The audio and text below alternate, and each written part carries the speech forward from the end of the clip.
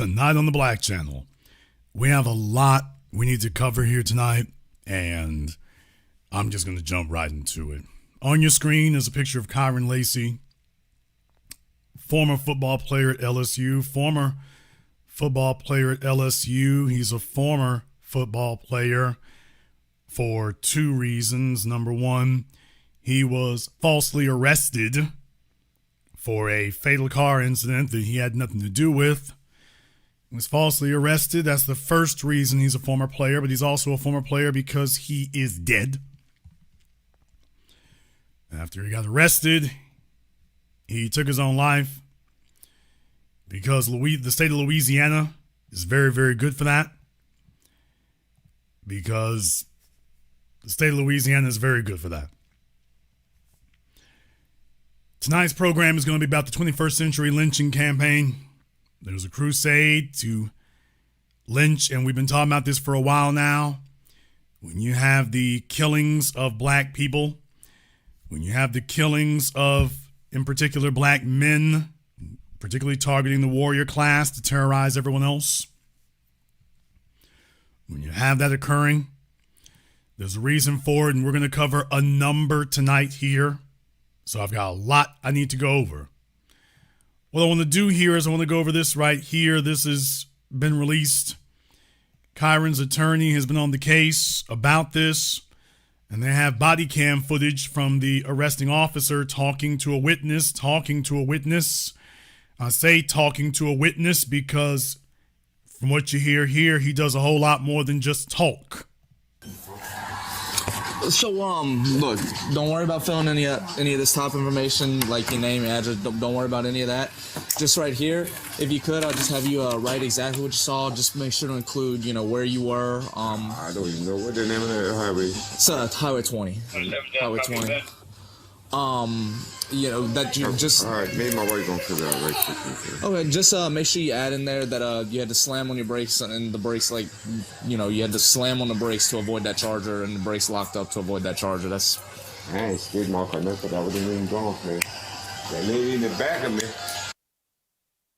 Now, you might not have been able to make out what the guy said after he said, just write down that there were skid marks from the charger. Skid marks from you trying to avoid the charger. And he said, well, I wasn't even going fast. That's the first thing responsible. Well, I wasn't even going fast. So, I didn't have to slam on my brakes or anything. The cops, just right down, you had to slam on your brakes. And I wasn't even going fast. The woman behind me caused the accident, but I wasn't even going fast. Yeah, which one?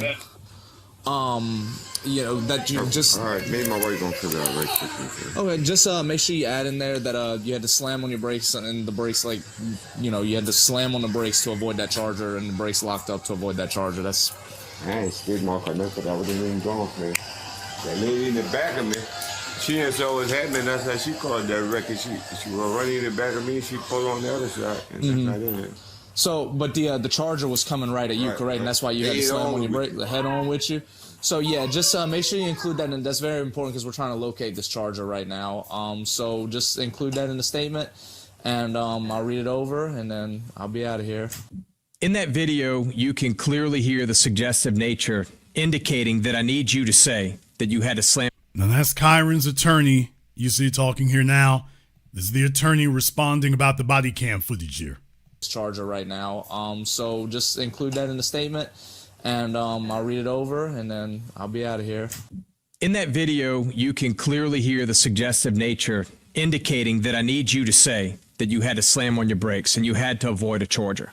Okay, just make sure you add in there that you had to slam on your brakes, and the brakes, you had to slam on the brakes to avoid that charger, and the brakes locked up to avoid that charger. That's... But then you hear Gold Truck, the witness, who's the Gold Truck, what he says. And he says verbatim. I ain't skid mark or nothing, but I wasn't even going for it.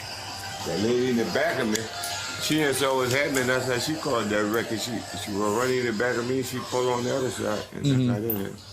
I didn't skid marked or nothing because I wasn't even going that fast. That lady in the back of me, she didn't see what's happening. That's how she caused that wreck. She was going to run into the back of me, and she pulled into the other side.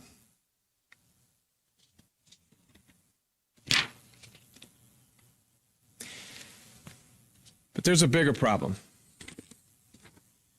I then obtained the actual written statement.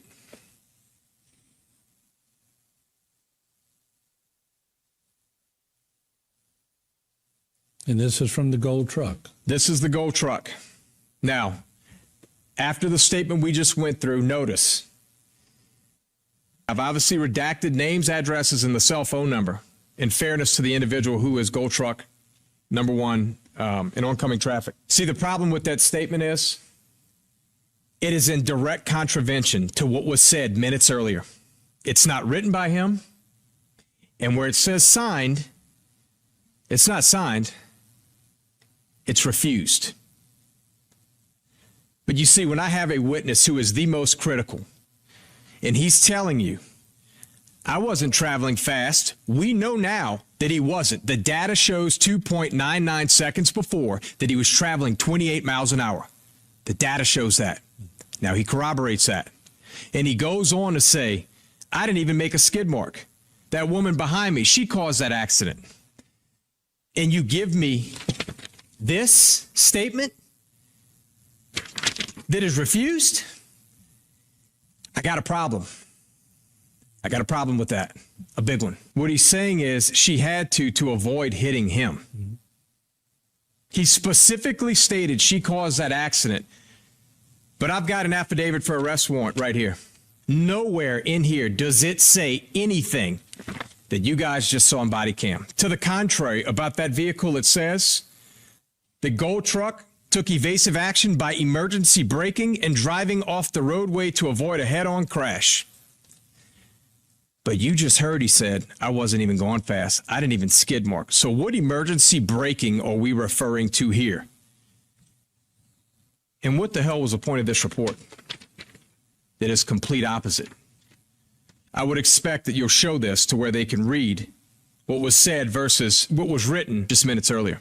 Just make sure you add in there that you had to slam on your brakes, and the brakes, like, you know, you had to slam on the brakes to avoid that charger, and the brakes locked up to avoid that charger. That's...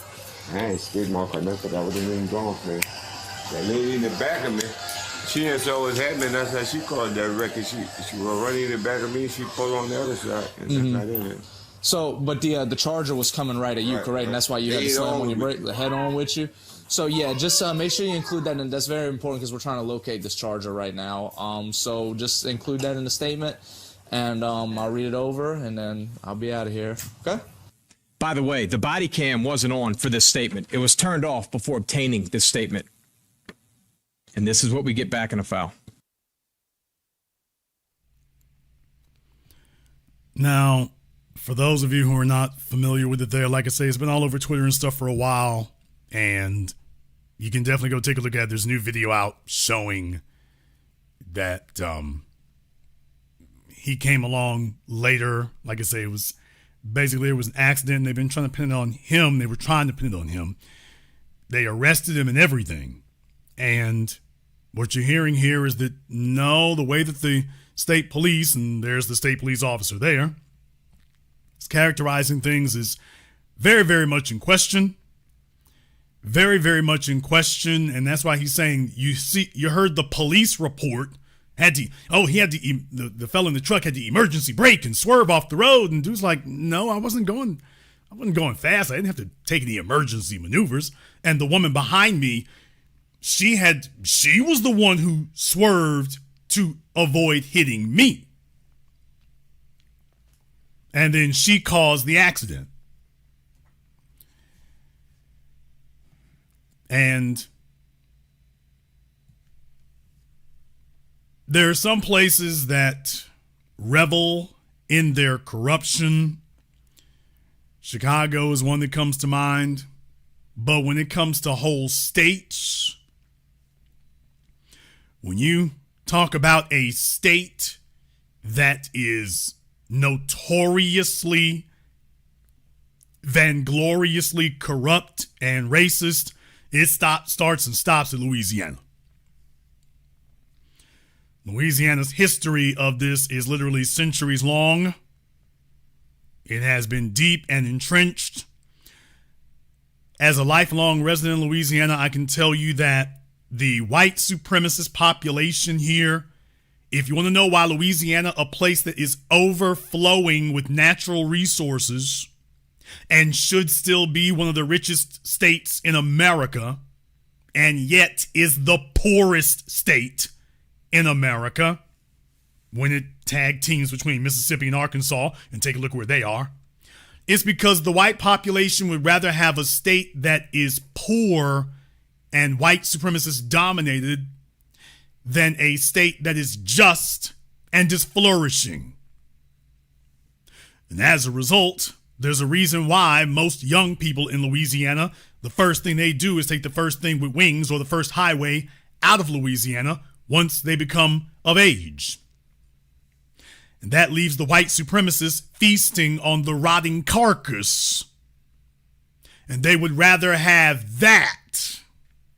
They would rather be kings and queens of the landfill. They're not ignorant of it. Like everything else in the system of white supremacy, poverty is engineered.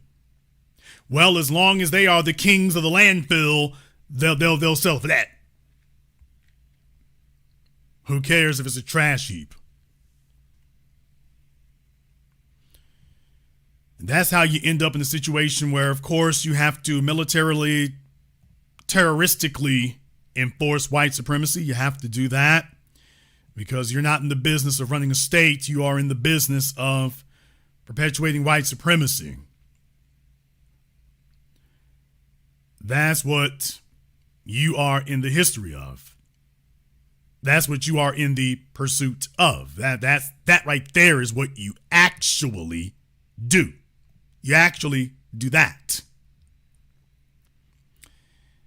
And that's the reason why we're talking about this now.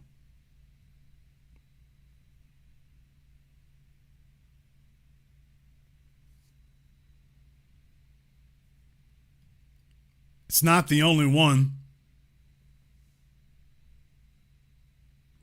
It's not the only one.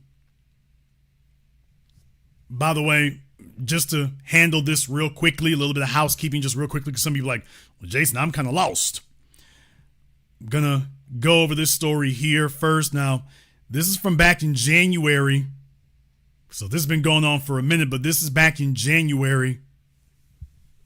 LSU standout Kyren Lacy arrested on charges of negligent homicide, felony hit and run. Officials confirmed that former LSU football standout Kyren Lacy was released after posting bail on charges related to a deadly hit-and-run crash. Lacy was booked into LaFourche Parish Correctional Complex early Sunday evening, January 12, 2025, on charges of hit-and-run, driving with serious injury or death, reckless operation with accident, and negligent homicide, records show.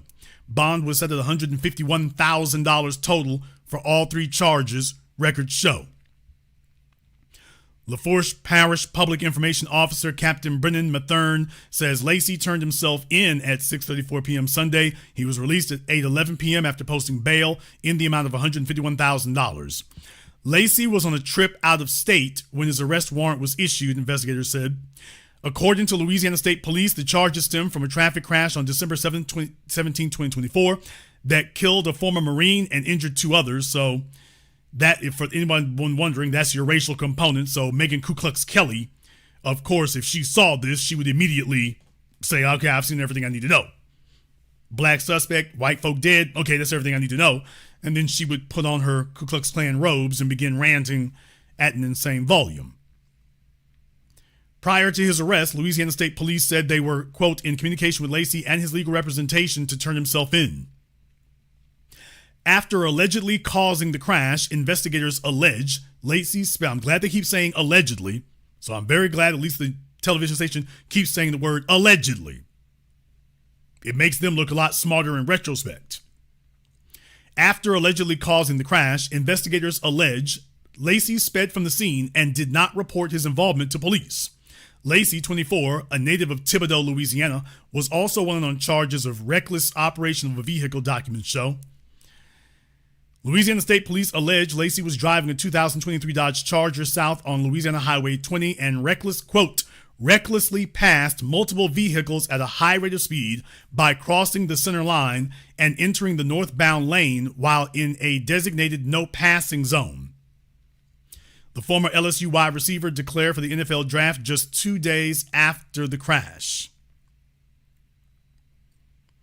A Louisiana State Police document contains the following allegations about the incident. As Lacy was illegally passing the other vehicles, the driver of a northbound pickup truck, so the other one we were taking a look at there before, the driver of the pickup truck that they were referring to here in the video here, that's the pickup truck that they were talking about. The driver of a northbound pickup truck abruptly braked and swerved to the right to avoid a head-on collision with the approaching Dodge.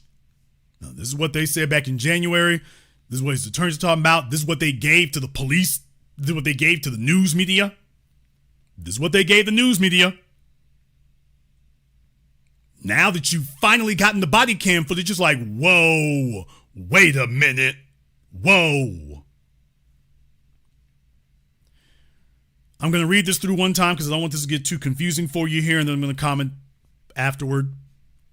Lacy was illegally passing the other vehicles. The driver of a northbound pickup truck abruptly braked and swerved to the right to avoid a head-on collision with the approaching Dodge.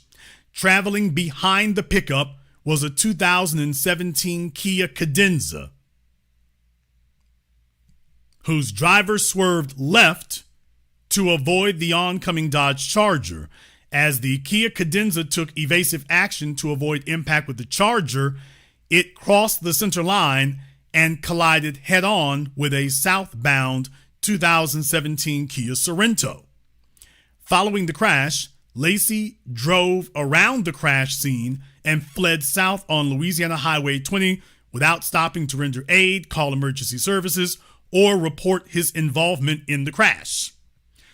So, Lacy had a Dodge Charger. As you can see, neither one of these is a Dodge Charger. It's two Kias, a Kia Cadenza and a Kia Sorento. Lacy's car was not damaged, and now you're hearing that he had reason. He's like, I wasn't involved in the accident. They're trying to say he caused the accident because he was driving where he wasn't supposed to, and they swerved to get around him. And this part here about the pickup truck, they had to abruptly brake and swerve, and that they had to basically, if you're on a 2-lane road, you have to swerve to the right. Oh, he had to get off the road, and the pickup truck is telling you.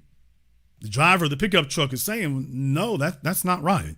He told the cop then, that's not right. That's not right. So if you want to know where you're in Louisiana, if you want to know where your racial component is concerned, it is here. A passenger in the Kia Sorento, Herman Hall of Thibodeau, was critically injured in the 10 a.m. crash and transported to a hospital where he later died. Investigators said Hall was 78 and a former Marine. Louisiana State Police said LSP, Louisiana State Police detectives and troopers were able to determine that Lacy was driving the Dodge Charger at the time. And after that, they came and arrested him.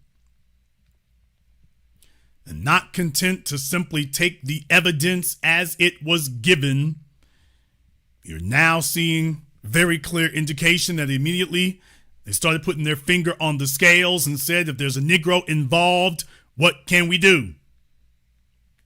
Somebody gonna pay for it if it's a Negro involved. That's what we're going to do. We're going to do that. Don't worry about any of that.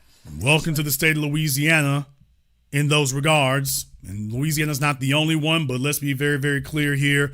It is a prime candidate, and it has been a long-standing offender in this area. It's not some innocent little victim. Louisiana has a very long record of doing this kind of thing.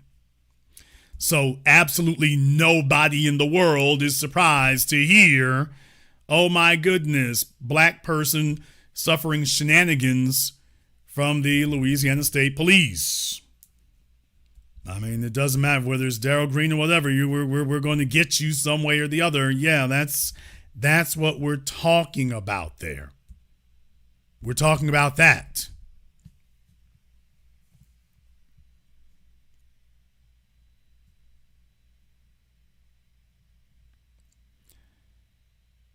That's very, very important. And I want to say that for a reason. I want to say that for a reason. You see, with these folks here, with these people here, you see things go a certain way, and it is not accidental. That's why we bring this up to people. I bring this up to people to remind you, and we have to be the collective memory, because you see, without that, nobody would talk about these things. Nobody would talk about these things unless we told you what it was. So if I'm not here to tell you about it, you're not going to find out about it. That's the issue. I'm bringing this up because I want to remind you about somebody else. I want to remind you about somebody else. It's somebody that you never heard of. Before I even get started, you never heard of this person. But I'm going to introduce you to them here tonight because you need to be aware. In Louisiana, I remember the case, and maybe some of you who may be from Louisiana may remember. Some of you may remember from years and years ago, Representative Pinky Wilkerson. Pinky Wilkerson. It's been a long time. It has been a long time.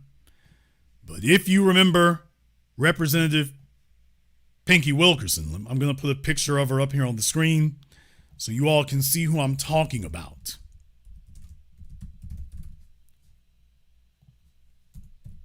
And I'll bring it up for a reason. This is Representative Pinky Wilkerson.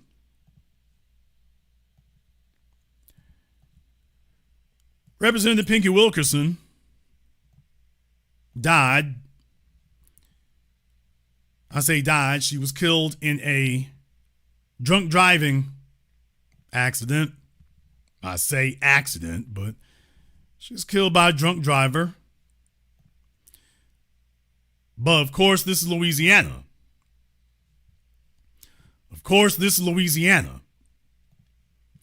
So you see, for a black representative, you got to understand, it depends on who it is. It depends on who it is. Now, they arrested the guy.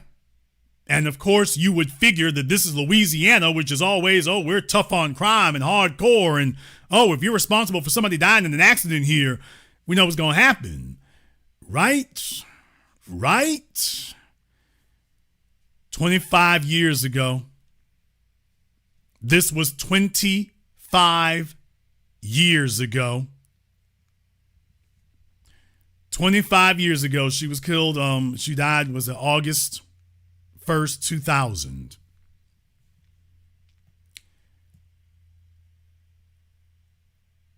They let the fella go. What?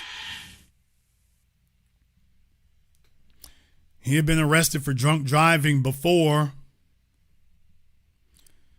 Now he's involved in a fatal accident. I just want you all to know that, by the way, you can go investigate this if you want to. I remember this from 25 years ago.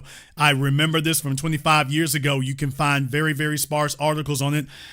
I remember this from 25 years ago, which is why I can bring up the name Pinky Wilkerson, the state of Louisiana, and you would figure in this state that people assume, oh, they're just the law is so rough there and so roughshod and so bare knuckle. And yeah, by the way, why they said that, well, yes, it was responsible for her death, and yeah, he was drunk, but you see, the laws it doesn't really mandate that kind of thing. Everybody's like, what the hell? Yeah, it's just, oh man, it's just, what do you do? What do you do about that? You know, it's just, what do you do about that when that happens there? You know, it's just, we can't help it. It's just, you know, what the law says there.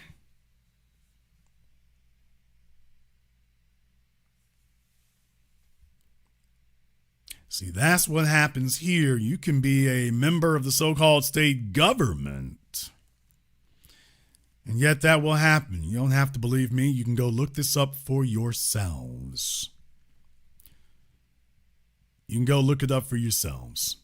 When they came back and said, yeah, I mean, we're just, you know, yeah, I mean, he's drunk and stuff there, but we can't really charge him. We can't charge him with negligent homicide. All these things that they charge Kyren Lacy with, all of that.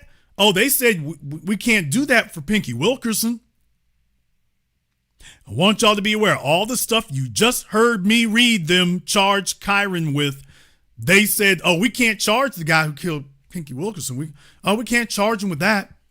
No negligent homicide, no hit and run, no nothing, no. Aw, shucks, gee willikers. Please understand that Mississippi burning, the state of Mississippi learned all that from Louisiana. The Nazis learned Nazism from America, and America learned and perfected white supremacy from Louisiana. Don't ever forget that. We're going to come back to this story here in just a few moments. We're going to come back to that. Before we do, I want to take you to yet another case, because folks have been talking about this, and I'm going to come back here in a few moments and explain to you why it is that you haven't heard me say anything. A lot of you already know why, but we're going to come back to it. Black Enterprises magazine is talking about the Kaepernick-funded autopsy reportedly finds that Trey Reed didn't die by suicide. Family attorney Ben Crump hasn't confirmed. Although unconfirmed by Reed's family, a new cause of death claim spread online. According to a update to a report from the Chicago Crusader, activists who are working with the family of DeMartravion Trey Reed and a verified source who is not authorized to comment publicly has said publicly the Independent Autopsy Commission by Colin Kaepernick Know Your Rights Camp Autopsy Initiative, which has not yet been released to the public, will confirm what black people already instinctively knew. Reed did not die by suicide as the Cleveland, Mississippi Police Department initially alleged. As previously reported by Black Enterprise, after Reed's family and civil rights attorney Benjamin Crump challenged the initial ruling that the Delta State University student died by suicide on September 15th and demanded transparency and a thorough investigation, Colin Kaepernick's organization stepped in to fund an independent autopsy to uncover the truth. Per a report from Mississippi Clarion Ledger, although the official autopsy has not yet been released to the public, some of the initial commentary and rumors around his death, amplified on social media, connected his death with the death of a white homeless man, Corey Zacchaeus, whose death was also ruled a suicide. As they noted, the Southern Poverty Law Center found that there have been at least 8 suspected hangings of black men and teens in Mississippi since 2000. And like Reed's case, local authorities have ruled that these deaths were self-inflicted. That is, death by suicide. So they're not claiming that any foul play. They're just saying that, oh, in Mississippi, yeah, the bunch of black folk have been just lynching them. They died by lynching themselves. Lynching themselves. Doesn't that sound familiar? I mean, isn't this what they said the whole time? Have pictures of whole throngs and crowds of white people hanging somebody, and they say, yeah, he committed suicide. All of us just here watching after we took him out of the jail. While their families cast doubt on the initial official narrative given the historical context of lynchings in Mississippi and other southern states, you shouldn't confine that to southern states. That's erroneous to do so. Part of the reason for the rampant speculation, and folks, I'm reading all of this for a reason. Have some patience. I'm reading this for a reason. Part of the reason for the rampant speculation and conspiracy theories being spread online can be traced to a podcast. So you can go look into that if you want to. It should be noted that both the Southern Poverty Law Center and the original Black Panther Party have denounced the new Black Panther Party, so take that for what it's worth. As Terry Wilson, the founder of the Idaho chapter of the Black Lives Matter grassroots chapter, told the Crusader, the response from Black Americans is rooted in a shared historical memory and context. Quote, "This sophisticated machinery of racial terror is just a fascist strategy that relies on overwhelming force from multiple directions, including misinformation, intimidation, and threats. I think we're witnessing a coordinated campaign of disappearances, lynchings, and state-sanctioned killings that target Black, brown, and indigenous communities."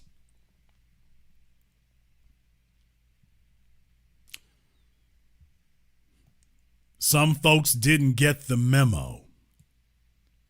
Clearly. Some people didn't get the memo. So, yeah. He continued, does he really need to? Quote, "We need to address this method of lynchings by suicide, which is their way to rationalize, from a medical standpoint, their feelings. I think this sort of a death rattle for white supremacy," at least he got that part right, "because but if it's white supremacy, why are we black and brown in it? Because they're relying on almost every structural institution in order to justify or cover up the actions of folks."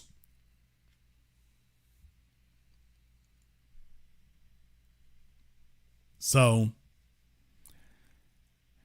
in this case here, you can see that they're finding this, you're funding your own autopsies and finding that some of these things are not adding up.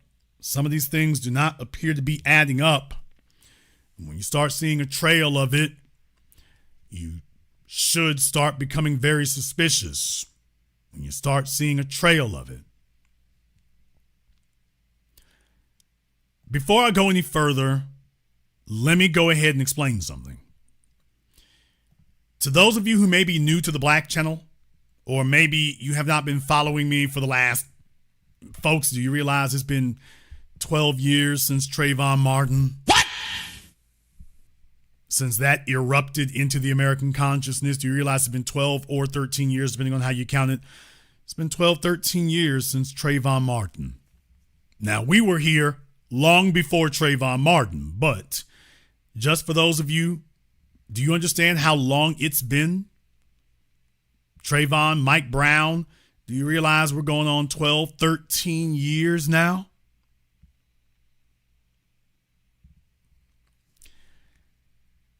When all of that erupted and we were on the case long before Black Lives Matter was either a slogan or an organization,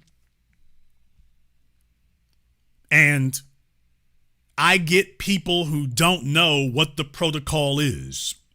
Because you'll all remember that the problem we had is that some folks, unfortunately, when these things happen, we see it as an opportunity to assault and destroy white supremacy, and some of these other folks see it as an opportunity to get a payday. And I made it my official policy a decade ago that I was not going to support the payday people. So unfortunately, that has come at the sacrifice of quote unquote timeliness. Yes, I am aware about Kyren Lacy. I've been aware about it. How can I not be? But you see, I have to wait for certain things. I gotta wait because those of you who've been riding with me now for the last decade and a half, you are aware that we have situations where these families come out here. These families will come out here and everybody is talking about racism and white supremacy right up until the city or the state start waving a bag. Right up until the city or the state starts waving a check. Then all of a sudden, A certain case from Sacramento, California comes to mind. Stevante comes to mind. I'm sure plenty of you remember that one. Oh, some of y'all remember that one. All right, I'll let you go through the crates on that one. And when everybody was all rah-rah talking about getting all out in the streets, right until they started waving a bag in front of the family. And then the survivors were like, all right, y'all, everything's fine. You can go home. All right, everybody, everything is fine. You can go home now. And I said, we are not doing that anymore. And actually, I changed policies right before that one. If I don't hear the family come out and call this racism and white supremacy, if I don't hear the family demand heads roll and people get arrested and sentenced, if I don't hear that, then I am not going to do it.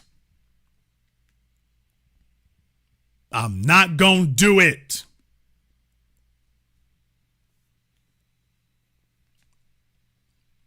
Some people in the internet age, you want to be first because you want to ride the trend. If something's trending, you want to be posting so you can get caught in the trend. I don't chase trends. I chase justice. So I see things happen and I'm like, you know what? I need to see some more before I say anything. I'm not going to strap on the cape and come flying in. I need to see more.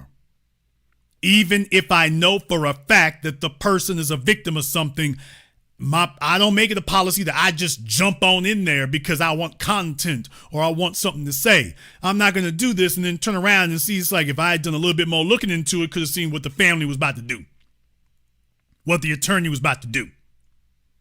Now I'm sitting here talking about justice and white supremacy, and they talking about, well, the check cleared, so brother, we just got to move on. So I am constantly on my guard against that, and that is the official policy here at the Black Channel. However, there are also other situations and circumstances, particularly when something happens to somebody and we start hearing calls for legislation. We start hearing calls for action. Now, when that starts occurring, I'm ready to move. So I look for things like that, like the Central Park Karen and whatnot. After George Floyd, when I see that folks are talking about definitive concrete action on the streets, in the legislature, when I see that occur, okay, I'm not worried about the family anymore because people got the message.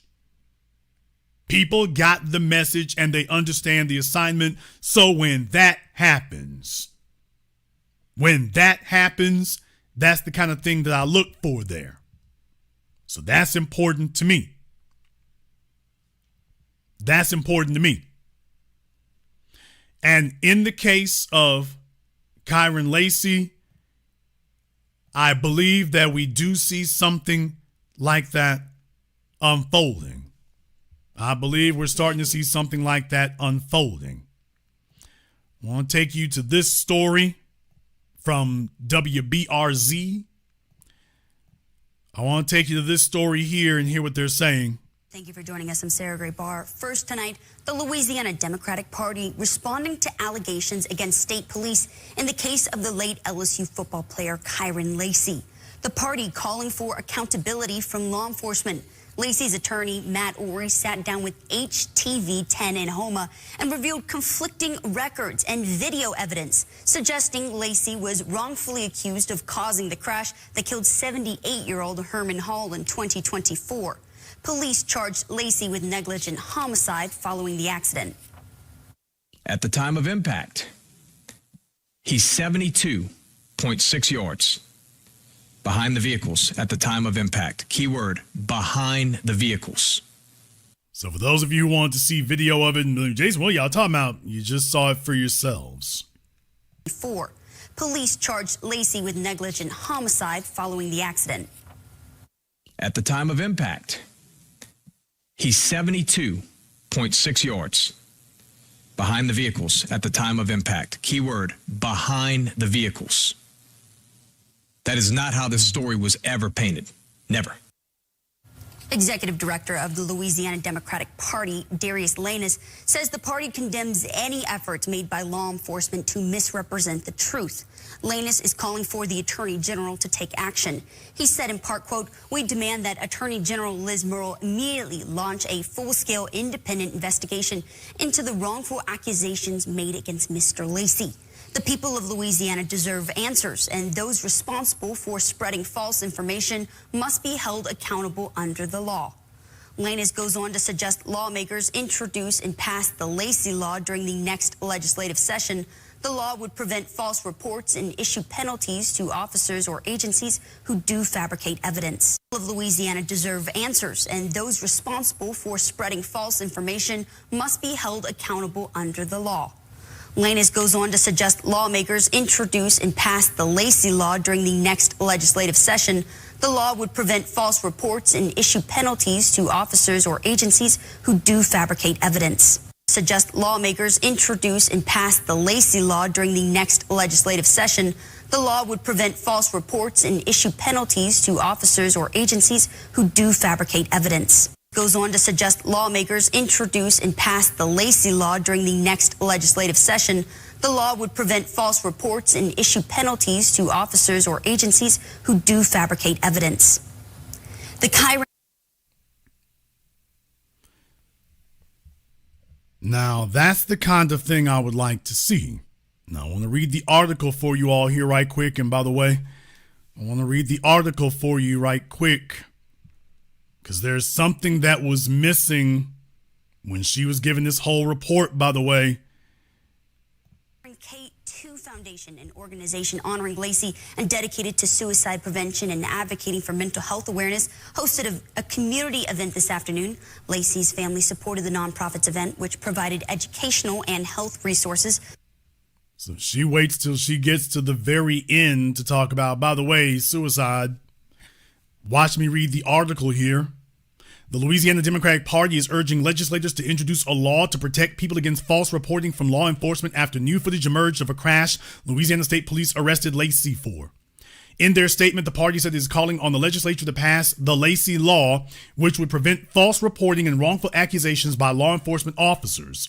This comes after Lacy's attorney, Matt Ory, shared new footage with H10 TV and new information that Ory said exonerated Lacy. Quote, "This legislation must include strict penalties for officers or agencies found to have deliberately fabricated or misrepresented evidence, as well as measures to protect citizens' rights and restore public confidence in our justice system," Darius Lanus, executive director of the Louisiana Democratic Party, said.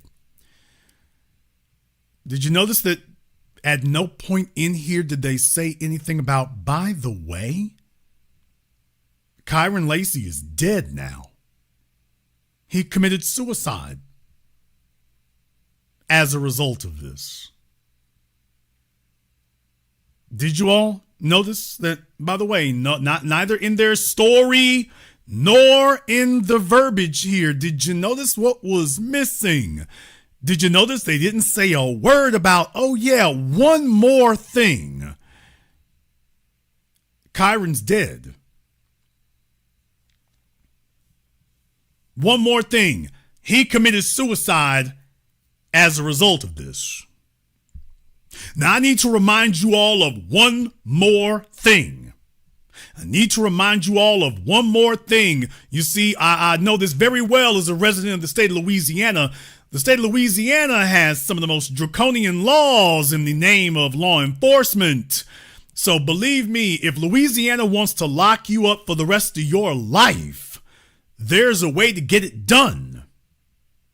Please understand, if the state of Louisiana needs to lock you up for the remainder of your days, there's a way to get it done under Louisiana law. And one of those in particular is if somebody dies indirectly as a result of what you've done. If you all remember, You see cases of folks, if you go into a liquor store, you rob somebody, and let's just say that the clerk slips and falls as a result of you. He gets scared and slips and falls as a result of you robbing the store. Well, you're going to be charged, yes, with felony murder. You're going to be charged with murder. But I didn't shoot him. Yes, but if you hadn't been robbing the store, it's very arguable that they wouldn't have died. So you see, this is not indirect negligent homicide. Oh, this is murder. So we're going to charge you as if you shot them. Louisiana proudly puffed out his chest and said that was the case. I remember, it's literally been decades and decades now, but I remember this. Some fellas that I knew, they robbed the liquor store. It was 3 of them. They went and robbed the liquor store, but Louisiana's got the cops in the freezers during the holiday season. And when they went in and robbed the liquor store, they were holding up the clerk, and then the cop comes out the back. One of them standing in the back there. He's got a gun. The cop shoots him first. Then the other fella, and I knew him, he shoots at the police officer. Doesn't hit him. Almost hits the clerk, but doesn't hit him. He shoots at the police officer. Doesn't hit the police officer, doesn't hit the clerk, doesn't hit anybody. They escaped for a little while. It was on video. They eventually caught them. And when they caught them, they basically gave them life. Armed robbery. Felony murder. They charged them for the death of their buddy. The cop shot your buddy, but we're going to charge you with murder for your friend who came in there with you. He got killed. Well, we're charging you with murder for him getting shot. And then again, we can already hit you with basically a life sentence if you shoot at a police officer in the state of Louisiana. Louisiana is one of those states where if you shoot at a police officer, they can basically give you life. They can throw decades at you for endangering the life of a police officer, much less if you kill one. If you endanger their life, or if you kill them, or even endanger their life, that alone can get you locked up and thrown away the key in the state of Louisiana.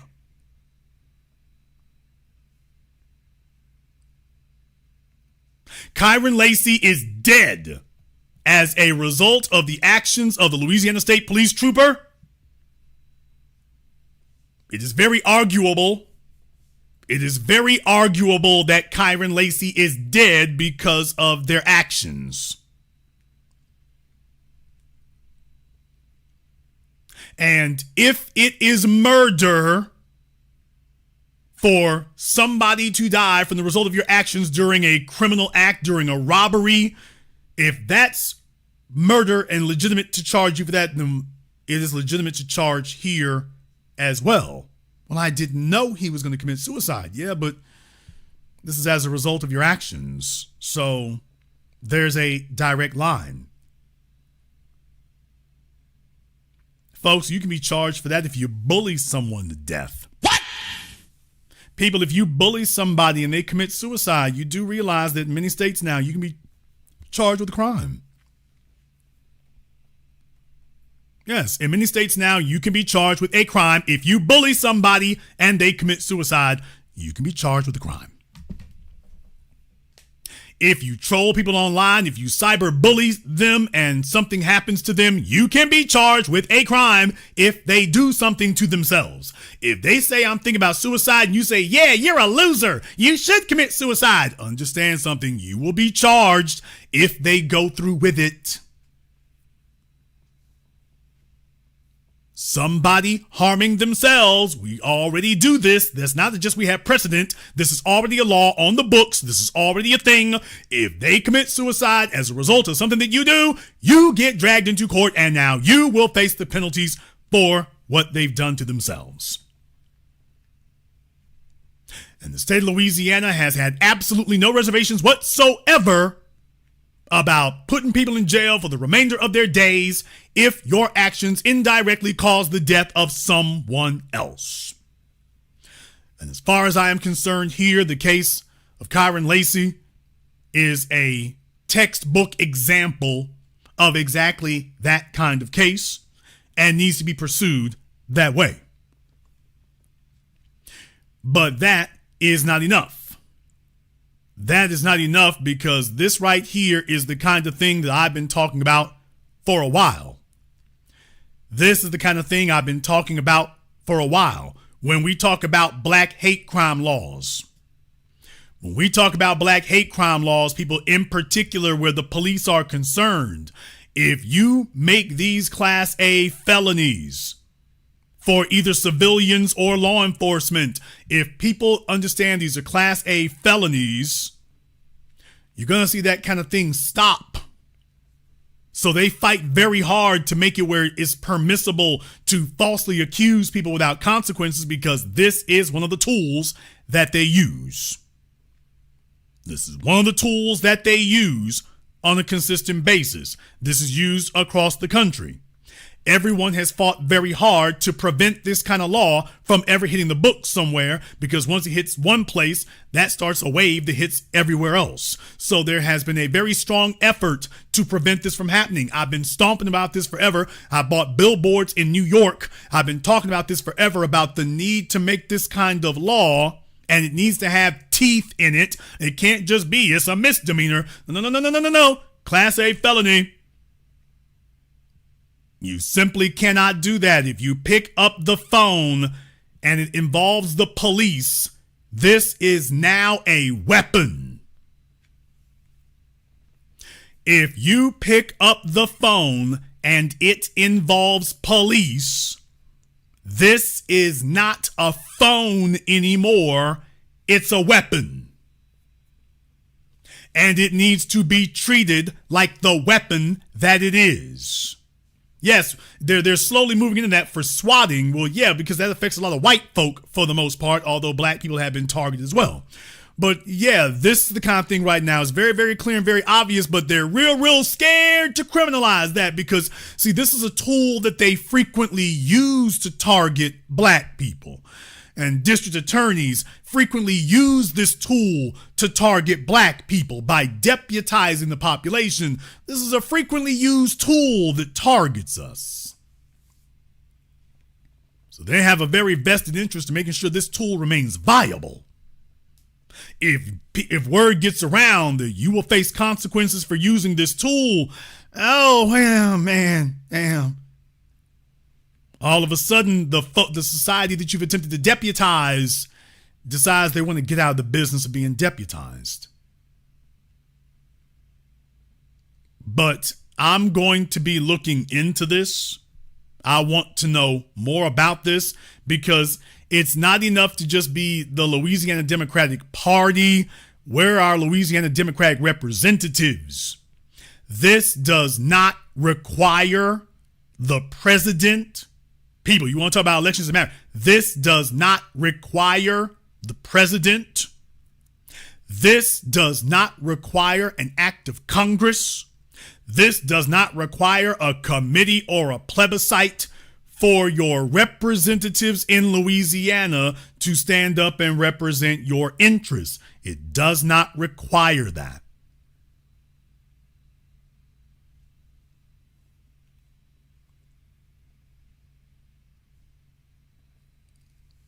And even your so-called liberal states, do you notice that your liberal states and your Confederate states both operate the same when it comes to allowing false accusations? They both are equally permissive of that activity. That's not accidental. It's not accidental that all of them are real super resistant to criminalizing false accusations, because that allows them to pick and choose what they go for. So if you're a black man, if you're Brian Banks, if a female accuses you of something, we'll go after that. Paternity fraud, little children at the park fraud, of accusing them of things. So if you start criminalizing that knocks down a whole lot.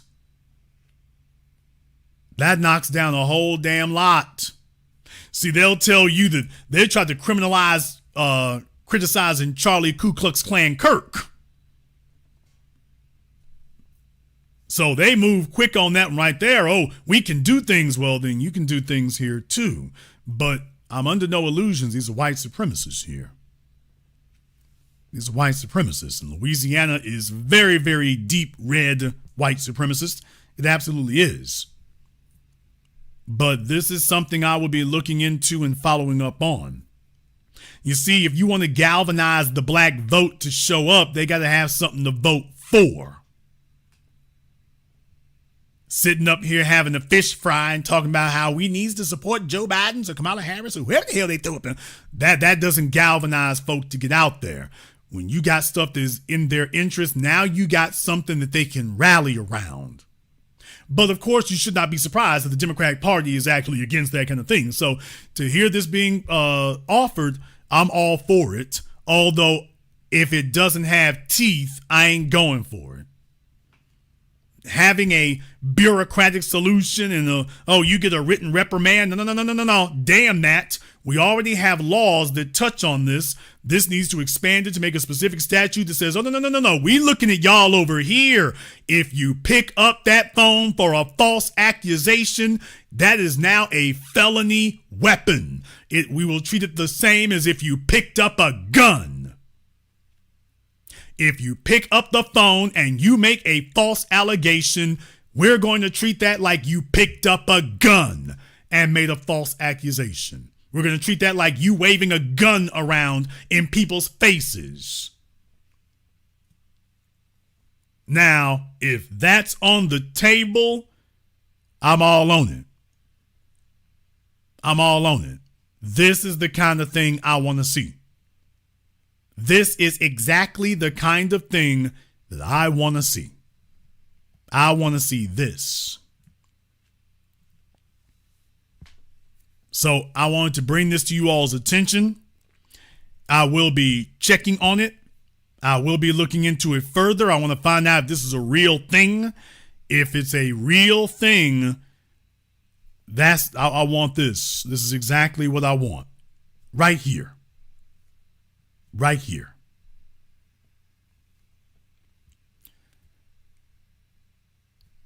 I have a few other things that I want to touch on here as well. But I got a lot I want to talk about, so I think I need to take a break first. Before I do, I don't want to forget about this. Our brother Marcel Dixon has a GoFundMe here. He's got a legal case that he's been pursuing, and I'm going to try to get in touch with him, actually.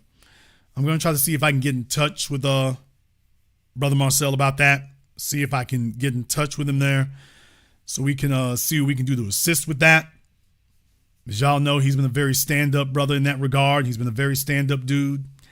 And certainly that's the kind of thing that we need to support. When you got riders, we certainly need to support for that. So definitely, I'm going to try to get in touch with Marcel, see if I can set up for him to have him on the program so he can get some more details and we can go ahead and chop it up about that. So be on the lookout for that. I wish I'd have known here way before now. I would have tried to do something before now. But I'll be looking into that as well here. When we come back, remember last night we were talking about Officer Buck Dancing Brandon Tatum and he got a new thought coming. And old Candace Owens, by the way, something I was looking for. Old Candace Owens. Oh boy, the gift that keeps on giving. Y'all thought I talked about it last night. There's more I want to show you here now. I want to talk about coons flipping their stripes. Got coons out there flipping their stripes. So that's going to be something else we're going to be talking about here as well. I want you all to go ahead and join us for that. In the meantime, I want to thank everyone, and I do mean everybody who's contributed to tonight's program on PayPal, Super Chat, Venmo. Shout out here to my man, Mr. Richburg. Thank you very much for your support tonight. We appreciate that. To Sabrina, thank you very much for your support tonight, sister, as well. We appreciate that. To my man, Keenan, Andrew L., Mogul Mays, Lorenzo's giving out some memberships. The gift that keeps on giving. Willis Addison, Claude, Creole King, and everybody else out here. Thank you very much for your support. We're going to take a very brief commercial, non-commercial break. When we come back, we're going to catch up on some things here, y'all. I want to show you what's happening. That it shows you that all you have to do is maintain your integrity and become just maintain integrity and remain consistent. And all these other folks who've been faking and fronting and being frauds and whatnot, your enemies are going to find themselves your footstools. We'll be right back. This is the Black Channel. Be the teacher, knowledge on the block. Got the kids learning, minds open like a lock. Books and skills from the east to the west. Bringing education, yeah, we're simply the best. Classes on fire, brains burning with desire.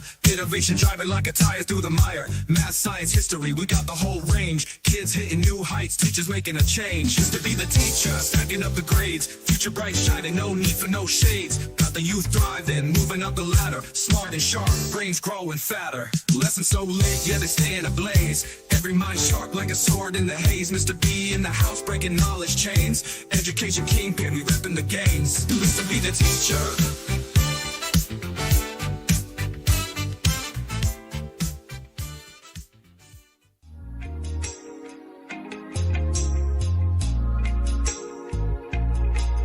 Order yours today to experience all the benefits of Ash Kickin' Body Butter. With skin so smooth and soft, you'll thank us for it. Shop Ash Kickin' online. That's ASHKICKIN.com.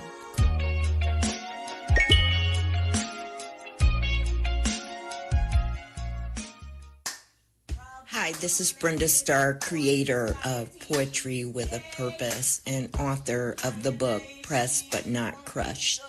Pressed But Not Crushed is an anthology of political poems that address current and historical issues in American descendants of slave population and African American population. The book describes slaveries and its residuals, Jim Crow segregation, social depredation, and other relevant issues to American descendants of slaves and African Americans, including the current political climate that does not address our issues.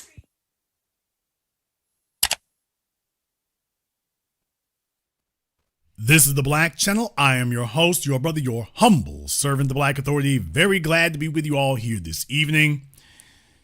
And man. All you got to do is just sit back and remain consistent. Sit back and remain consistent. That's all you really got to do. And the Sambo class in society winds up finding itself on the wrong side of everything. Case in point, one Candace Coon Owens. Now, you see, back when 8 years ago or so, back when she was Charlie Kirk's delight. What? And, Turning Point USA, by their own admission, is the freak off. Brett Cooper and all the other chicks there said that. So, Turning Point USA is the freak off for men, women, LGBT. Damn!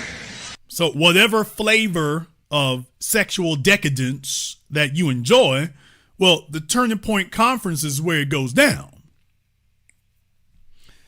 So I'm not casting aspersions. I'm just giving you all a reminder of what happens at Turning Point. So anybody you see from Turning Point, just be aware. Oh, yeah. Well, somebody beat me to it.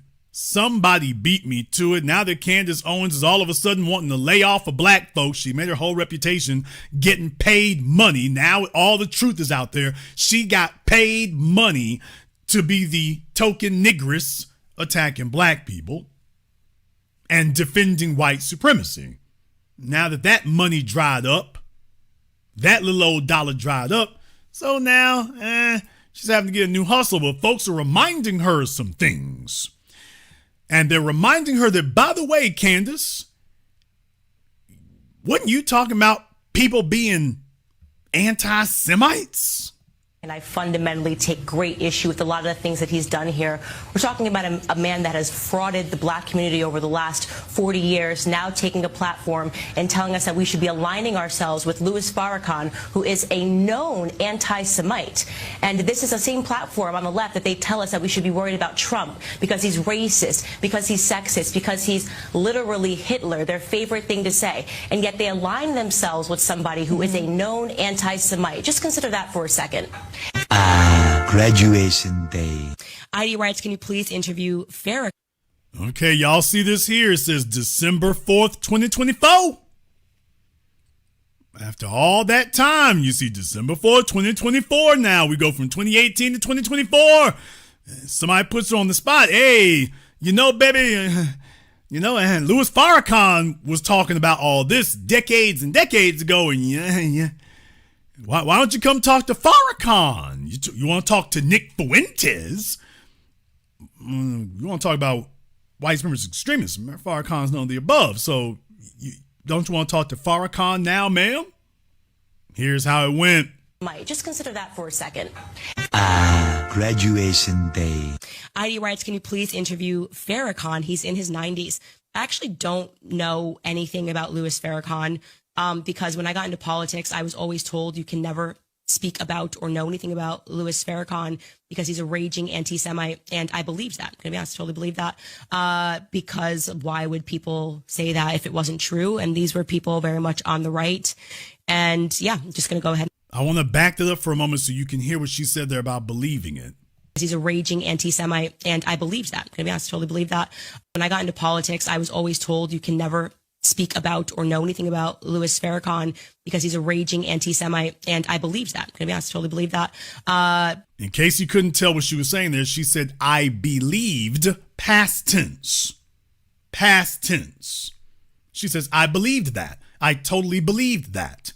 So she's saying believed, past tense. Not I believe that, but now, 7 years later, in 2024, all of a sudden, I believe that, past tense. Here goes the splaining. Know anything about Louis Farrakhan because when I got into politics, I was always told you can never speak about or know anything about Louis Farrakhan because he's a raging anti. Okay, well, here's the crazy thing, baby. You was on Fox News and you seem to be the Farrakhan expert. Now, you were speaking on that man and you were the Farrakhan expert on Fox News, so what are you trying to say? Are you saying that you said all of this, that these were words put in your mouth by other people and you just went out and regurgitated it? Are you now going to say you didn't know any of this and you just repeated what somebody else told you? Oh, so that's how Turning Point and CPAC operate. Oh, they just give you all a script and they pay you because, of course, you have to be paid to do it. And then you just go out and say whatever they put in your mouths. Pardon the expression. Pause. So is that what you're trying to say, Candace? Hey, they told me what to say and they paid me. And so I don't really know anything about him because you damn sure knew plenty when you were on Fox News in 2018. You knew plenty. She wasn't talking like this then. She was the expert on Louis Farrakhan then. Now, all of a sudden, I don't really know anything about him. Well, you knew plenty back then. Know anything about Louis Farrakhan. He writes, can you please interview Farrakhan? He's in his 90s. I actually don't know anything about Louis Farrakhan because when I got into politics, I was always told you can never speak about or know anything about Louis Farrakhan because he's a raging anti-Semite. And I believed that. I'm going to be honest, I totally believed that because why would people say that if it wasn't true? And these were people very much on the right. And yeah, I'm just going to go ahead and be honest about that. That was what I was told. A few moments later. I won. So now she's saying that's what I was told. Okay, but she doesn't say, by the way, who told me this? Why were you on Fox News saying that? Oh, that's what I was told. So you were not speaking from your own knowledge or conviction. You were just saying that. Well, who told you that it was necessary to say that? So what you're saying is you spoke all this time, you didn't know anything, so you just spoke against whoever your white paymasters told you to speak against. So that's what she's telling you, isn't it? Hey, Candace, I just did the math. What you're basically saying is, oh, you just speak against whoever your white paymasters tell you to, whatever script they put, but you don't actually have any facts. Now she's saying, I don't actually know anything about him. Oh, okay. So you have no facts. You just, if they pay you to speak against them, you just repeat whatever script they give you. Yeah, that's what we always figured it was. We always figured that's what it was, Candace. Yeah, y'all was just chasing the bag. We always figured that's what it really was that was motivating you coons. Yeah, that's what it really was. That doesn't make you any less deplorable or despicable. And deal with it. That doesn't make you any less reprehensible. By the way, saying that doesn't make you any less of a dirtbag. Just thought you'd like to know. But hey, folks, but wait, it gets worse. People very much on the right. And yeah, I'm just going to go ahead and be honest about that. That was what I was told. A few moments later. I won. I didn't expect it. I played it cool, but it's recently now been announced that it is me. I am the anti-Semite of the year. Yeah. I was named by the watchdog group, appropriately named Stop Anti-Semitism, because apparently Jewish people everywhere are terrified when they wake up and they envision who to be terrified about. It's little old me. Stop Anti-Semitism's founder, which is a woman named Leora Rez, announced that firebrand pundit Candace Owens has been named the Anti-Semite of the Year by the watchdog group Stop Anti-Semitism. They say that she, quote, blew the competition away with more votes than anyone in previous years. Right there, amazing. It's like so much is going on. If you really got to paint a picture of yourself of who is terrifying the Jewish community, like who is the second coming of Adolf Hitler. It used to be Donald Trump. They're over that. Now he's in the cover of Time magazine. But also Adolf Hitler was once upon a time in the cover of Time magazine. Anyways, the point is now they've realized the field has been cleared by me, Candace Owens, okay? This is the quote that Leora Rez gave. It is exceptional. She said, I'm not going to sit there and play the whole thing there, but you can see it's like, yeah, you're number one.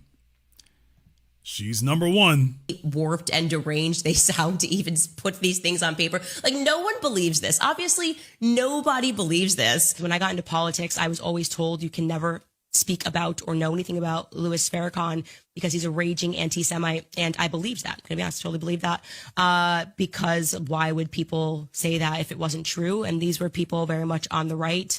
And yeah, I'm just going to go ahead and be honest about that. That was. Yeah, people, if you just hang out long enough and stick around long enough, you start seeing how gutless and hollow and phony these people are, and that everything we said, these bootlicks and coons are so outrageous and they so shock the conscience. Because you're like, what sensible black person would say that? Somebody getting paid. Somebody who gets paid to say it. Yeah, they don't have to suffer consequences from you because somebody gets paid to say that.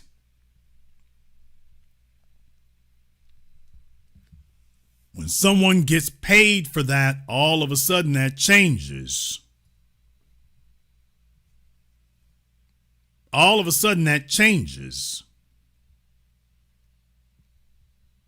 So yeah, it's very, very difficult to go ahead and do that all this time.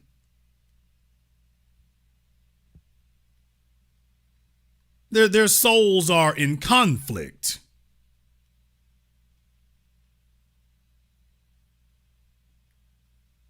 Their souls are in conflict because they know they're lying.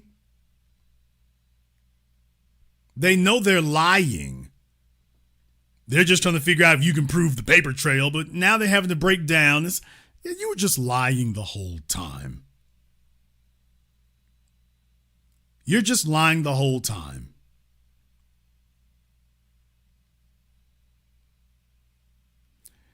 In any case, I just wanted to let you all know that somebody beat me to it. Someone beat me to it. And they got a compilation of Candace Owens up there and whatnot. And yeah, all of a sudden, she's gone from sitting up here trying to steamroll Minister Farrakhan as if she ever could, to suddenly, by the way, I don't knows nothings. So you just go out and speak against people and you don't even know anything about them? I just repeat whatever the person paying me tells me.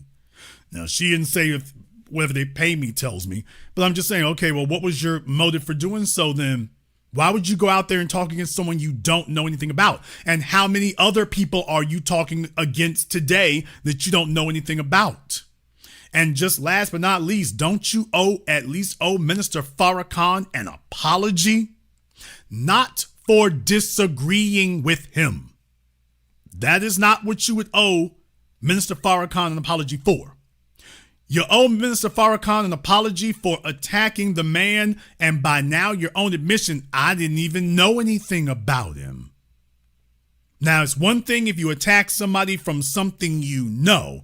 It's quite another thing when you're just some sock puppet, some bobblehead doll, attacking somebody because somebody typed in a name and said, okay, here's today's target. Now, you owe Minister Farrakhan an apology for that. Not for disagreeing with him, but for attacking somebody and claiming that you had some authority of knowledge for doing so, and now admitting, oh, I didn't know anything. I just did it because these guys over here told me to. So, yeah, but I don't actually know anything about him. Now I'm going to say one more thing. Do you all believe that? Oh, please. Oh, please. By the way, just one more thing. Just in case anybody was wondering. Jason, you really believe that, this lying heifer? Hell no. Of course, who in the world don't know about Minister Louis Farrakhan? She wasn't attacking him because she didn't know. Can you imagine her sitting around the table with all the other Sambos? Sitting there with Charlie Kirk and them as they're making nigger jokes and she's sitting there giggling about it. White folk can say nigger too. What about that Minister Farrakhan? Oh, I despise him. Oh, don't even get me started on him, Charlie. Don't even get me started on him. Of course she knows. They wouldn't have kept her around if she didn't. She didn't say all those comments on Fox News because she didn't know who he was. She said it specifically because she did know who he was. You can't be their useful tool if you don't have knowledge of the target. So of course she's lying. But now people are reminding her, damn, you sound just like Minister Farrakhan now. Weren't you calling him an anti-Semite? Because now you sound exactly like him. As a matter of fact, she's gone way further than Louis Farrakhan ever did, by the way. She's gone further than Farrakhan. So interesting, if this is your integrity talking, Candace, how were you unaware of this for the last decade if your integrity was what was speaking when you were on Fox? On top of everything else here, folks, one more thing here I want to cover. I would be remiss if I didn't. I'm kind of mixing some things in here tonight, so please bear with me while I do this here for a moment. But, you know, folks, look, you don't wish ill on nobody. You don't. But it would sure be helpful if people were consistent. It'd be very, very helpful if they were consistent. Nobody has a problem with white supremacy until white supremacy starts doing something to them. And that brings me to this story here. I want to go ahead and show it to you here. I'll let them do their own talking. Remember this video from yesterday about the restaurant chain in Los Angeles called Great White that loves to segregate Asian people in the restaurant? So yeah, unsurprising to everyone, it's seeming like it's coming from the top down. So last night when I posted the video, I jokingly commented, haha, should I go tomorrow to test to see if they're gonna put me in the corner? Side note, if I did go, I wasn't gonna pay, I was gonna leave immediately after they sat me. But two things, number one, by the time I woke up this morning, the video had already gone viral and they had already turned off the comment section on their IG. But mainly the reason number two, I don't need to bait them, because if you know anything about patterns of behavior, there are signs everywhere. And not only did I get confirmation— Oh yes, we certainly understand patterns of behavior. Absolutely. Mainly the reason number two, I don't need to bait them, because if you know anything about patterns of behavior, there are signs everywhere. And not only did I get confirmation from other people that it doesn't happen just at their Melrose location, but at other locations as well. And also, unsurprisingly, it's not towards just Asian people. But I will say a lot of Asian people were like, wait a second, that happened to me too. But you know what? Instead of doing that, let's listen to what the co-founders Sam Trude and Sam Cooper have to say. You see, the Sams love the name Great Whites because they love sharks. Specifically, they love that everyone has a relationship with sharks because they either are interested or they're afraid of them? That's a weird thing to say. And apparently, great whites, just like colonizers, never like to stay in the same place and can be found all over the world. And if you think that's a bit of a stretch, then let's look at their— Great whites, colonizers. I mean, I don't have a problem with the language. I absolutely don't. I just wonder why it is in Asian society I don't usually hear this kind of language. That's the only thing that's, kind of perplexing me. I mean, black folk been talking about this forever because the treatment you all getting with them, we see that treatment a lot when we come among Asian society. We've been talking about that for a while. That one right there is notorious too, so we just couldn't help but notice. By the way, so you do know what discrimination and injustice is. So you do know. Oh, okay. All right. Food philosophy. You see, they call their menu Coastal California because it's a blend of cultures and backgrounds like California. Specifically, they like to draw their inspiration from the coastal areas of Europe, Australia, and the Americas. They literally listed every single inhabited continent except for two. And that claim is really weird because if you look at their menu, not a single one of these are inspired from Europe or Australia. We're going to skip over the red flag of any restaurant that likes to add in tacos with their sandwiches. Huh. What's this? Because it seems like everything inside of bowls is AAPI inspired. More Asian inspired things in red, and other cultures that are not American or Australian are highlighted in green. Finally, we have some foods from actual Europe. Steak, frites, and pasta. This black cod, those are Asian flavors. That's an Asian dish. Kebabs and falafels are not Mediterranean. Those are from the Middle East, which is where? Oh, right, in Asia. Oh, okay. One section is European. Oh, still not convinced? What about this one? They like to attribute all of their aesthetics to much of Europe, especially Greece, Spain, and Italy, and then immediately go to credit something that they took from Bali, China, and more China, but not a single mention of Asia whatsoever. So again, unironically, Great White is essentially a restaurant embodiment of colonization. Founded by two white dudes from Australia who will, without even a second thought, take things from other cultures without bothering to give credit. I believe that's called stealing or appropriation at best, while segregating the Asian and apparently other people of color away from the Europeans that they love so much. Well, sir, so far, I haven't heard you say anything that I have an issue with. I actually concur with pretty much everything you said. Primarily because that has been inflicted on us the entire time. Let me give you an example. You go places, and whether it's hip hop, sports, or whatever, why, we got everybody selling stuff involving us, derived from us, and then actively doing everything that they can to cut us out of the picture altogether.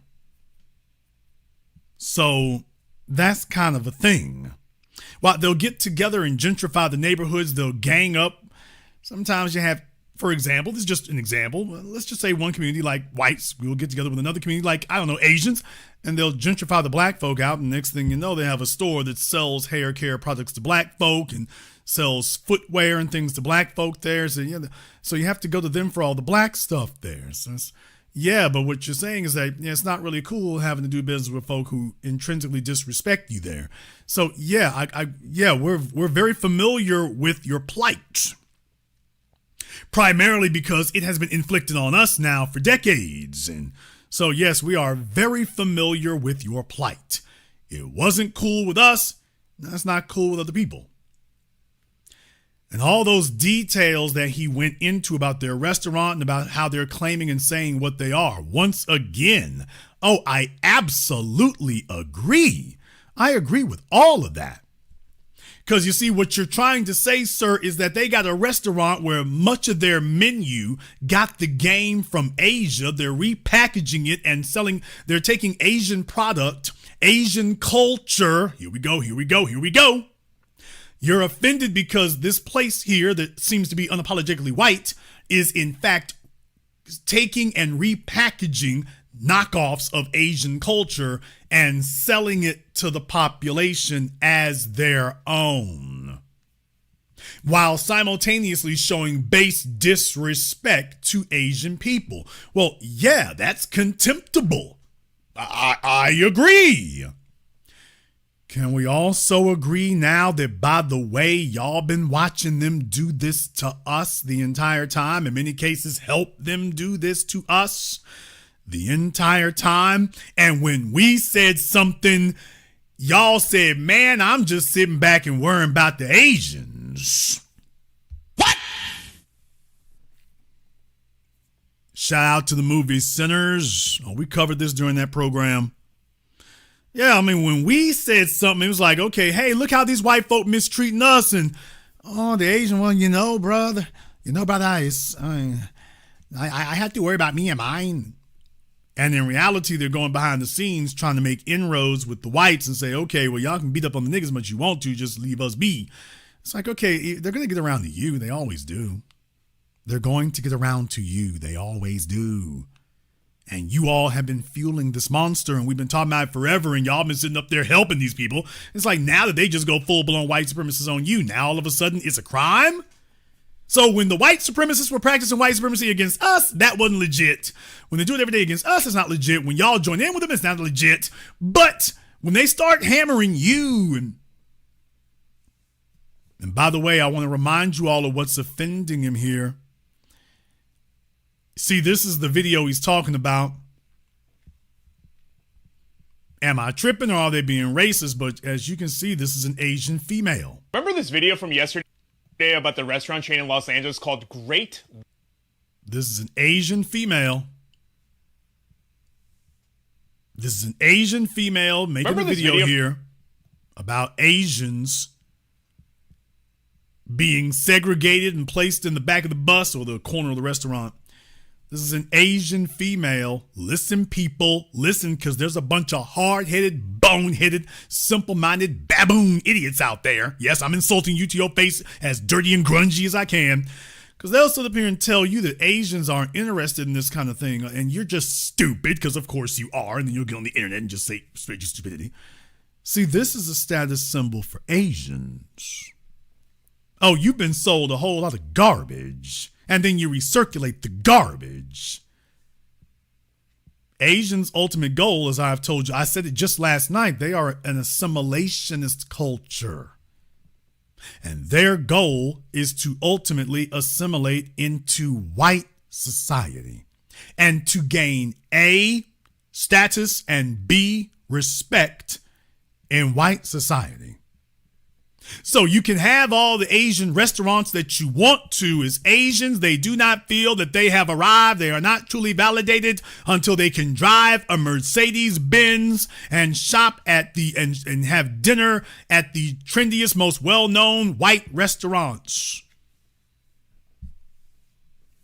It is not a status symbol among Asians to eat at their own. They have a ladder to climb and they cannot claim status doing that. Their goal is to enter the upper echelons of white society and to finally get acceptance, validation, and status there. And that's a little bit of a hard thing there for the Asian females. I got to go ahead and give a diagnosis right here. Let me go ahead and deviate for a moment and give a diagnosis. You see, as an Asian man, I'm not beating up on you here, brother. I'm just want to bring a couple of things to your attention. I can see why this offends you. You got an Asian female there. She doesn't look elderly, so prime candidate. And she's going to the white restaurant. She's hanging out at the white restaurant. Her and the fellow Asians are hanging out at the white restaurant. Not just one or two. This is where they want to be. Okay, nothing wrong with that. But by the way, yeah, he feels some kind of way. The issue is he feels some kind of way about it. The Asian female sitting up here saying they're looking for white society. I'm ostensibly a white dude, but they're looking for white society to get booed up with, and if they have to tolerate disrespect, it's worth it to them. It's worth it to them to do that. If that's the price and the cost of getting in, it's worth it to them. She'll take that. She'll take it. Now, he is doing what a member of the warrior class as men, he's doing what you're supposed to be doing. He's calling something out. He's calling out the foolery. Absolutely correct. But I do want you to also see the other dimension of what the offense here is. Is this actually about calling that out, or is this to remind his people about what's happening among them other folk over there? A reminder to them that they've strayed outside the lines. You see, you would never see a video made like this at a black restaurant anywhere on the planet, but particularly here in America. We do not use our businesses as instruments of injustice. You could never have something like this because you would never have it because you could never have it. We do not weaponize our businesses and execute them as instruments of injustice. So that's why you will never see such a video made about any of our businesses or establishments. Not Sylvia's, not Sweetie Pie's, not nothing. It could never happen and it will never happen. We pride ourselves on justice. So when we are in command and in control, something like this simply couldn't occur on our watch. Certainly not under something that we have complete autocratic control of. This simply could never occur. And we can beat our chests and be proud about that. And we do. We don't go viral for injustice, oppression, discrimination, harming our fellow man and dehumanizing them. We don't go viral for that.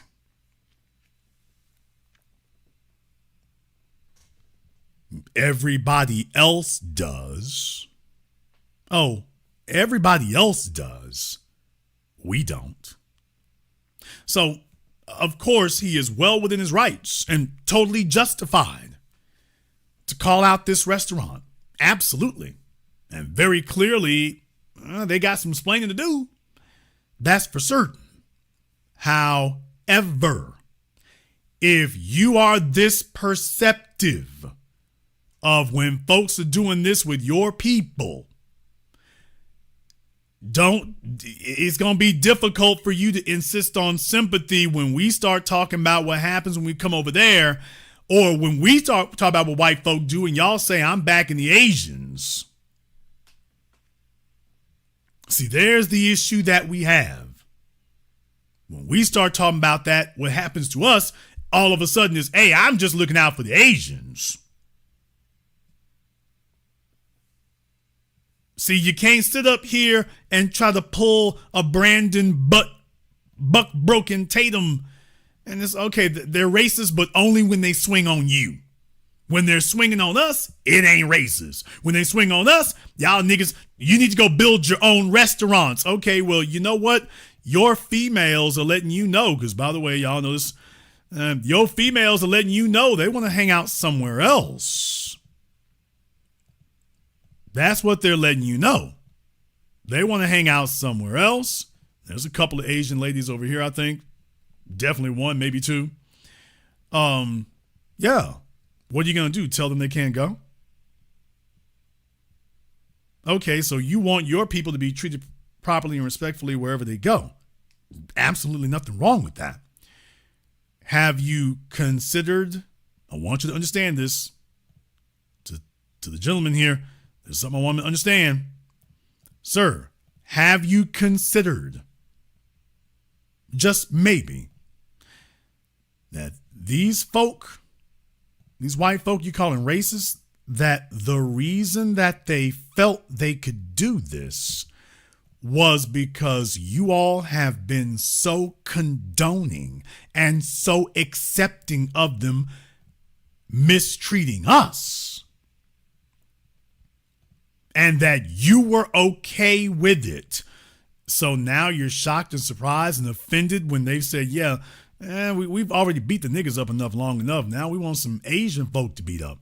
Have you considered that all of that, giving them a pass and explaining away and having their back when they mistreat us, that is what has emboldened them to now treat you like that? Or worse? Worse. Did you have it in your mind the whole time that they actually respected you and that you were immune from that kind of treatment? That you know they do it. Yeah, you see them do it to niggas all the time. Yeah, but, we're supposed to be immune. We're the Asians. Hey, we're the Asians. We're supposed to be immune. Y'all supposed to be doing the niggas like that. Not us. We're the Asians. That's where that Black Minority Coalition came off the tracks. However, you might disagree. Therefore, I've gone ahead and put the link to the Zoom is pinned at the top of the chat room. And you are allowed and fully authorized now to go ahead and give us a call. Remember, when you call on Zoom, make sure you have your camera microphone turned on. You will not be shown online. You will not be on YouTube. It's only to make sure that nobody's trolling the host. Just to make sure we don't have any trolling of the host. But definitely, if you are on Zoom or you want to get there, that is wide open for you. So you want to go ahead and join us there as well. I got one more I want to show you all because there are some folks who just don't know when the hell to quit. I got another video about this incident right here too. I'm checking into this. So like I said, I got more research to do about it, but here is Van Jones with Rabbi Shmuley, Candace Owens' favorite Jewish rabbi. And, well, I'll let you all watch this for yourselves. Van Jones really is an American hero. He is such a friend of the Jewish community. He wears that pin on CNN. What I love about Van is that he makes so much sense, and he's so candid. And, of course, we don't have to agree on everything. But the love that you have shown our community, and no. The love that your community has shown my community for 100 years is where the sentence starts. And we've been... Okay. So basically they pay him to speak on behalf of all of us. Really? He's going to sit there and speak on behalf of all of us. Together for 100 years, we're going to be together for 100 more. And it's an honor to be here today. Thank you. Love you, brother. Just know that for you to be here on the 80th anniversary of the liberation of Auschwitz is a really big deal. And our community really appreciates it. God bless you. Okay, where's Rabbi Shmuley on Juneteenth? Asking for a friend. Let me go ahead and jump over here on Zoom right quick. Let me see if I can get Superpower Media up here on Zoom right quick. All right, Superpower Media, what's on your mind? Jason, great broadcast tonight. I mean, like as usual, you putting out the information that we needed, that we didn't even know about. And these cultures, other cultures, they don't want to be treated like, why they treat me like the niggas. Everybody get their nigga wake up call, no matter what nationality. You could be Asian, you can be Latino, you could be whatever. You're gonna get that nigga wake up call. And one thing I like about the Trump administration right now, he's like this. Everybody can get white supremacy out. He don't care who it is. At this point, they throwing it. Everybody's catching it. So yeah, I mean, this is about the great realignment. I need y'all to understand what it is. This is about getting everybody back in line. There's really no reason to focus on black folk because we're already oppressed and marginalized. This is about getting everybody else back online and letting them know, hey, y'all out of pocket. And so we need to remind you of your place in the pecking order. We need to remind you of your place on the totem pole. So that's what all this is about is, this hazing and this, ritualistic humiliation of these other folk to remind them where they really are because they've forgotten. Yeah. And on the great state of Louisiana, I want to let your listeners know, man, I have history with the police there. I would advise any black person, if you're not from Louisiana, don't drive through Louisiana. Only reason I come to Shreveport because I got family there. I'll be there in 2 more weeks. I got some business to take care of. But man, you can feel once you cross that border, buckle your seatbelt. Don't drive safe. Drive the speed limit. You don't want to get put over by them boys, man. When I go to New Orleans, I fly into New Orleans, man. I refuse to drive the whole state of Louisiana, man. Don't do it.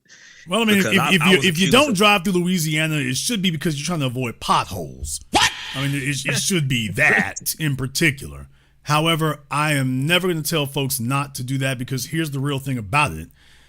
Louisiana is the worst offender of the bunch, but it's hardly the only one. Take a look at Florida, Mississippi, Arkansas, you name it. So I don't ever want my people, because we were driving around the country when we had the Green Book. The whole goal of terrorism is to get you to isolate and jail yourself. That's the whole goal of terrorism, people. The entire goal of terrorism is to enslave and imprison your mind. So they do some things to some folk there, and that's supposed to make you afraid to even think about it. That's the entire goal and purpose of it. And we are not a fearful people. We are not a fearful people. We are not a scared people. We don't flee. We don't run. We do not look for safety. We create safety. So I'm telling you from the belly of the beast. Been yanked out the car many a moon. I'm talking about as soon as I got my learner's permit. But I am never going to teach my people to be afraid for their feet to set ground anywhere. Because if you back down from one place, they will have you running for the rest of your life. Anything they get, they're supposed to fight tooth and nail for, but you're not supposed to surrender it. Starting with your presence. You paying taxes, city, state, and federal. You're paying for these roads you own. And I'll be damned if you're going to pay for it and be taxed for it, and you're told that you're the only one can't use it. The other thing here is that when I would not do that because the fewer black folk who are out there, that's more likely you find somebody by themselves. You see, when we are all mobile as a group and moving as a group and we all moving around, that's what makes it harder to victimize somebody. All these lynchings you see, they're all the same. These are ambushes. Well, yeah, but they only ambush one person. You never see them ambushing two. It's always a group of white supremacists. It's the same thing Malcolm X said. It's the same thing it's always been. A big group of white supremacists have to target one black person. And the fewer of us who move around, the more likely that scenario numerically has an opportunity to occur. So I'm a big proponent of that. Somebody said the Appalachian Mountains and whatnot. I mean, I've been across this country when I was in West Virginia. What? I was coming through. I was in West Virginia last year. Brother, dude, look here. I was doing the damn thing. Y'all gonna make me post some pictures. I was doing the damn thing in West Virginia. There's that tunnel that you go through. There's a tunnel in West Virginia that you go through on the way up to Chicago.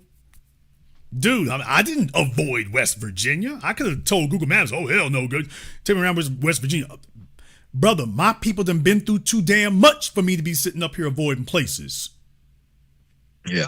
I could not look my great-grandfather and my great-grandmother in the eye at the pearly gates, knowing who they were during the time of antebellum slavery, and they was rowdy and bowdy. And here their grandson and their great-grandson is scared to drive. Oh, you know, they might. Are you kidding me? That great big ass big black chrome General Motors full-size SUV rolling every bit through West Virginia. And not just at nighttime. I was there at night, in the dead of night, and I was there the very next day when the sun rose. I wasn't fearful. I wasn't nothing. We got right to carry. Oh, that's good, because I'm carrying. And deal with it, nigga. I'm so glad to hear. You didn't have to tell me. You ain't said nothing but a thing. Y'all late. Y'all late. I'm with the business. And wasn't nobody acting a fool or anything else with me either. Stopped and went to a few stores while I was there. Had to pick up some stuff to eat. Okay, I'm going about my business. Stopped and got some gas. It wasn't nearly as fearful as it was in Oregon. I was more nervous in Oregon than I was in West Virginia. So it's anybody who hasn't been to West Virginia lately, I'm telling y'all, it's really like central Louisiana. It's a great big ass place that has a bunch of small towns. It's small, it's old. Right. I mean, the industrial sector has been gutted there like everywhere else. So it's really more like that. It's got a lot of scenic places. So if you want mountains and hills, that's your spot if you want that. So I did not have a bad experience. I didn't stick around long enough to have one, but and one didn't come looking for me, at least this time. But I would not sit up here and tell you all to be fearful anywhere. Y'all go. Wherever it is, y'all go. If for nothing else, then it shows remember, people are more likely to target you if they think you're scared. We start showing them that we afraid, that's not going to make them nicer. That's going to make them want to go at us more. That only emboldens them. When you show them we ain't backing down, we about the business, and if it's going to go down, it can go down. I need to remind y'all, niggas need to stop being scared, going to jail or this, that, and the other. You in a damn war zone, man. I just need to tell y'all straight like it is. You are in a war zone. I am not here to tell you everything gonna be okay. We didn't get where we are by black folk running. Dr. King had to get beat up, had to go to jail. The Nation of Islam had to throw hands. The Deacons of Defense had to bust caps. The Panthers had to bust some caps and go to jail. And then my generation too good for it. So you're living off the benefits of folks who was about that life, and we can't do that. Oh, hell no, damn that. So no, I travel up and down through the boot. I go up and down through Mississippi, from Jackson to Biloxi to the coast. I do the whole damn thing through Alabama. I do the whole thing every time to show you we out here. We out here, we moving around, we doing our business, we minding our business, and I strongly suggest you mind yours. Now, my business right now is with somebody else. But if you make it that situation, you might turn into the business I gotta take care of. So I recommend you recommend you get back in your Mazda Miata and keep it pushing. Believe me, you don't want it. I know it seemed like good when you sit around with your friends on Twitter. Next time I see one of them dudes, I'm gonna let that sounds good when y'all on TikTok and Discord typing to each other. That it goes great there, but when the rubber meet the road and the nigga hit your head, it's gonna go different. I'll let you have the last word. Also, too, I hope they do pass that the Lacy law. Well, I gotta check. I want to wait to see if it's proposed first. So right now, I don't even think it's been proposed. So I'm glad to see somebody in the Democrat Party in Louisiana is proposing something real, but I'm going to just say right there, it's not like it's been introduced. They're calling for that. We will see, but go ahead. Yeah, 95% of those white officers would have to turn in their badge as soon as they pass the law, because those, I mean, they lie so much, man. That's the culture of white supremacy is to lie. And what they did to that young man was diabolical, man. But I mean, after you watch the film, I've been one of the persons that's passed by a crash site. And imagine you getting locked up for something that you didn't even cause or you didn't even have anything to do with. And they messed up that boy's career, man, and it took him over the edge. That's diabolical, man. They target your children. Yeah. People, they target your children. They target your children. It's not accidental. Be one, Jason. Thank you very much for giving us a call tonight. Give us a call again. People, they target your children. White supremacists are not heroic. They believe in targeting your kids.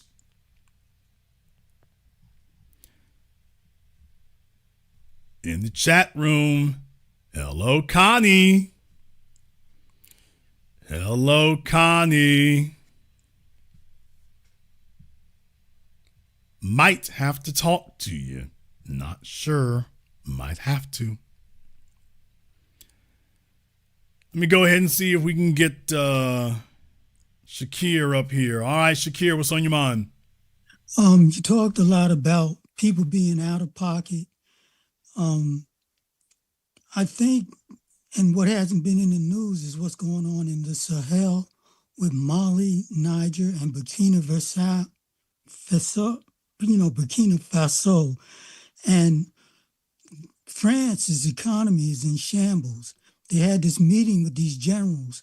Now they're saying that the United States and perhaps France is going to bear arms against these brothers, Burkina Faso, Mali, and Niger. And, they're going to have to reestablish the pecking order over in Africa. So now what would be our stance as foundational Black Americans? Because we know if they bear arms against those African nations that, they're going to be Black soldiers that are going to be fighting against them too. But for me, I would like to see them be successful, because if they are successful, I'm talking about Burkina Faso, if they're successful, then these other nations might stand up in Africa and they might form a bloc. Okay, brother. Well, that's all great and wonderful. I want to dovetail off the sentence you just said. Well, I want Burkina Faso to be successful in repelling the invaders. If that occurs, if it comes down to it. Great. Wonderful. And I want, if they can do it, it shows everybody else that they can do it. And they can form a bloc. That's great. That's wonderful. How does that benefit us? Well, the reason why I brought that up was because Malcolm X said that Black people in America will never be free until Africa is free. Okay. So he said that. So I'm wondering, does that still stand? Brother, you got to sell the Africans on Pan-Africanism. I'm just telling you what Malcolm X said. Right, brother. And I'm addressing you and Malcolm. Malcolm and them were Pan-Africanists when that was still viable. Africa has rejected Pan-Africanism. So you're giving a one-way observation. You have to convince me that Burkina Faso sees us the way that you see Burkina Faso.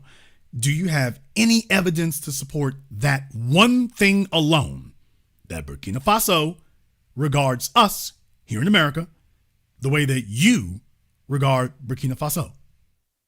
I've never had any relations with them. I've never met anyone. Yeah, that part right there. That part right there, brother. Why is it that you haven't? Because I've never traveled over there. Okay, but they can reach out to you. I mean, they did. I mean, why would I've met some Africans over here.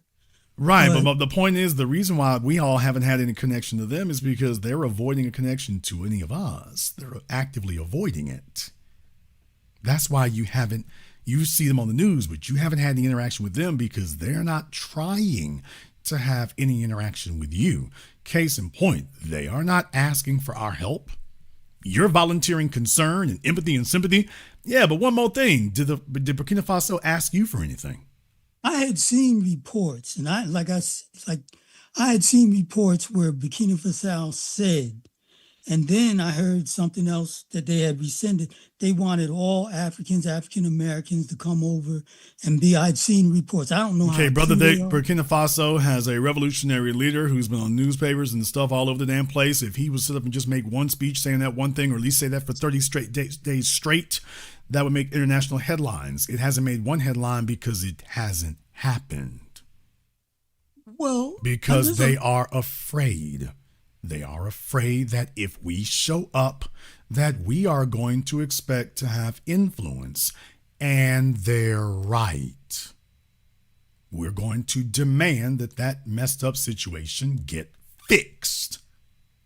And they don't want that.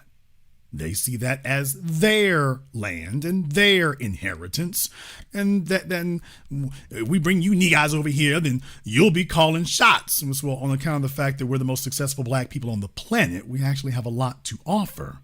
The alternative is that we sit back and allow the white supremacist government here to do to y'all whatever they're going to do to you. And if any idiot thinks that Burkina Faso is going to realistically hold off the biggest, largest, richest, most well-equipped, most technologically advanced military in the history of mankind, that person is delusional. Okay, from one of the reports that I've heard, that the Russians, the Chinese, that they're all, working with those three nations to build themselves up. But my whole thing is, it's like you make a lot of allusions, like sometimes to movies and stuff.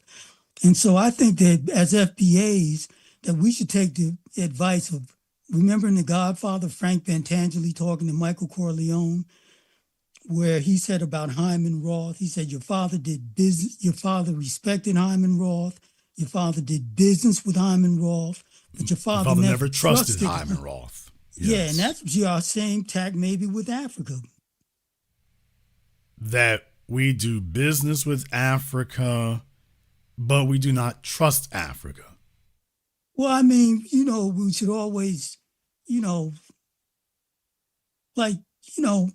trust but verify. I mean, if we're doing business with I'm so glad you brought up that particular example. Michael Corleone had been told by Frank that your father, he was warning Michael about Hyman Roth. That was a warning. That was not an invitation of how to deal with Hyman Roth. He was telling Michael to get away from Hyman Roth. Now, if you watch the film, you know that. That was not here's how you do business with Hyman Roth. Michael was trying to do business with Hyman Roth. And he said, your father never trusted Hyman. Yeah, they had some dealings, but what you doing? Your father never would have done this. Yeah, this hotel and stuff y'all doing, and Hyman's going to have some say. Your father never would have done this. And oh yeah, one more thing. How did that turn out between Michael and Hyman Roth in the end? You want me to answer? Yeah, how did that turn out? Well, I guess Michael ended up trying to assassinate Hyman Roth. Interesting. So we should treat Africa like Hyman Roth. No, we should do business with Africa. And in light of what Malcolm said, we should have some relationship with us because we need allies. We can't just... Okay, right now our relationship with Africa is pen pals. And not even really that, because they're not writing us. We've already helped Africa. We took down apartheid in South Africa. We took that down. We have been the vanguard that has allowed them to start making moves. Africa's going to have to start doing some stuff for us. The first thing they're going to do is they are going to show some respect and deference. But we've already reached out throughout the 20th century. Burkina Faso is going to have to prove to us that they're dealing in good faith. Right now, they haven't even asked for anything. So, brother, this idea that we need to extend something and do something, that wave is ended. That's over. I don't necessarily mean we have to do anything. I mean, I mean morally support them. Would you like to see them be successful against America? I mean, my whole thing, brother, here's where I come at it from. With everybody, what's in it for me? How do I benefit from what's going on in Burkina Faso? Where's the benefit to me for that? It's like what Malcolm said. Okay, but what Malcolm was talking about were black folk in Africa who support us. Burkina Faso does not support us. So you think saying that we should have sympathy and thus give moral support to somebody who doesn't even support me now. They don't give us moral support. So what I'm saying is that I am only interested in an equivalent exchange. I am going to give Burkina Faso what Burkina Faso is giving me. What is Burkina Faso currently giving me? Because they got the ability to give plenty, like a word or a speech, love letter. What is Burkina Faso doing for us? And I'm going to do the exact same thing for them. So tell me what they're doing for us right now. As far as I know, all I've seen on the internet, I saw on the internet, and like I said, as you say, the internet is not a real place, but I've seen where they had extended, an open to come to the country. I've seen no such thing from the leadership. I've seen no such thing. Now, I do know they opened the country to the Russians. So whatever they did for the Russians to get them in there, they need to do the exact same thing for us. But then I had also seen where he had rescinded the offer. Okay. But what I'm saying is just that since we're living under global white supremacy, maybe they're not doing anything for us, but does that mean that we don't want to see them be successful? No, brother, I don't have positive nor negative sentiment. I have neither. I'm neutral. They are neutral about us. I am neutral about them. Mm-hmm. That's it. I'm not negative. I'm just neutral. Maybe if I knew them better and we had some interactions, well, maybe that would move the needle. But they've been very adamant that needle shouldn't move. So they treat me in a neutral manner. I am simply going to regard them neutrally. That's all. No negative, no hate. And even both of you agree that they shouldn't be under the yoke of global white supremacy. I'm neutral on it. Thank you for giving us a call. I'm neutral. They are neutral about what's happening with us over here. They're neutral about relations with us. They get up every day and they're perfectly happy being neutral. Okay, I'm neutral. I'm neutral too. So that's what I learned from neutrality. All right, let's go ahead and see if we can get Tyrus up here on Zoom real quick. Let me get Tyrus up here. All right, Tyrus, turn off your YouTube speakers. Let me get Tyrus up here. Okay, folks. All right, Tyrus, turn off your YouTube, sir. It's off. All right, what's on your mind? Yeah, brother Jason, wonderful broadcast, man. I come from Louisiana, Kenner, actually. And I was just saying, I was just thinking to myself when you were talking about a situation of mine that happened when I got locked up unjustly. And you know how people say you at the wrong place at the wrong time? I was actually on my job and they locked me up. Yeah, that sounds about right. Yeah. You're sitting on the forklift. Get off that forklift, nigga. Getting handcuffed. Yeah. Really? Yeah. But let me tell you about my situation, though, because I was working as a case manager at a mental health hospital in Marrero, Louisiana. That reminds me of the dude in North Miami who got shot in the middle of the street. He was laying down and got shot in the middle of the street. So he was doing the same thing. So, okay. And we had the JC, a patient, which means, judicially commit one. So this is out of my scope of practice, but the director of the hospital asked me to go. So me trying to be a good employee, I went, and it was a white guy. So they ended up JCing him. He escaped, and they locked me up for him escaping. And I'm telling them, they got officers, they got everybody around here. Why? And they was like, well, you conspired with them.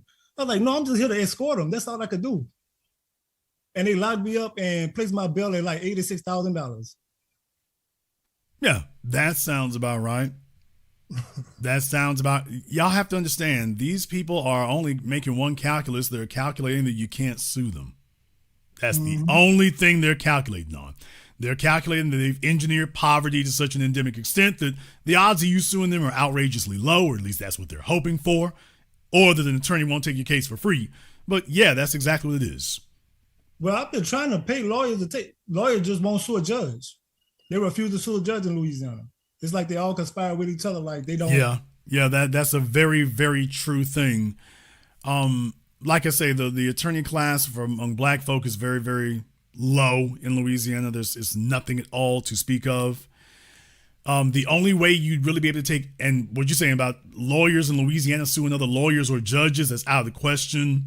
Hell, you can barely get them to do anything about the police. So I'm surprised that, Kyren was able to get anything done about the police doing that.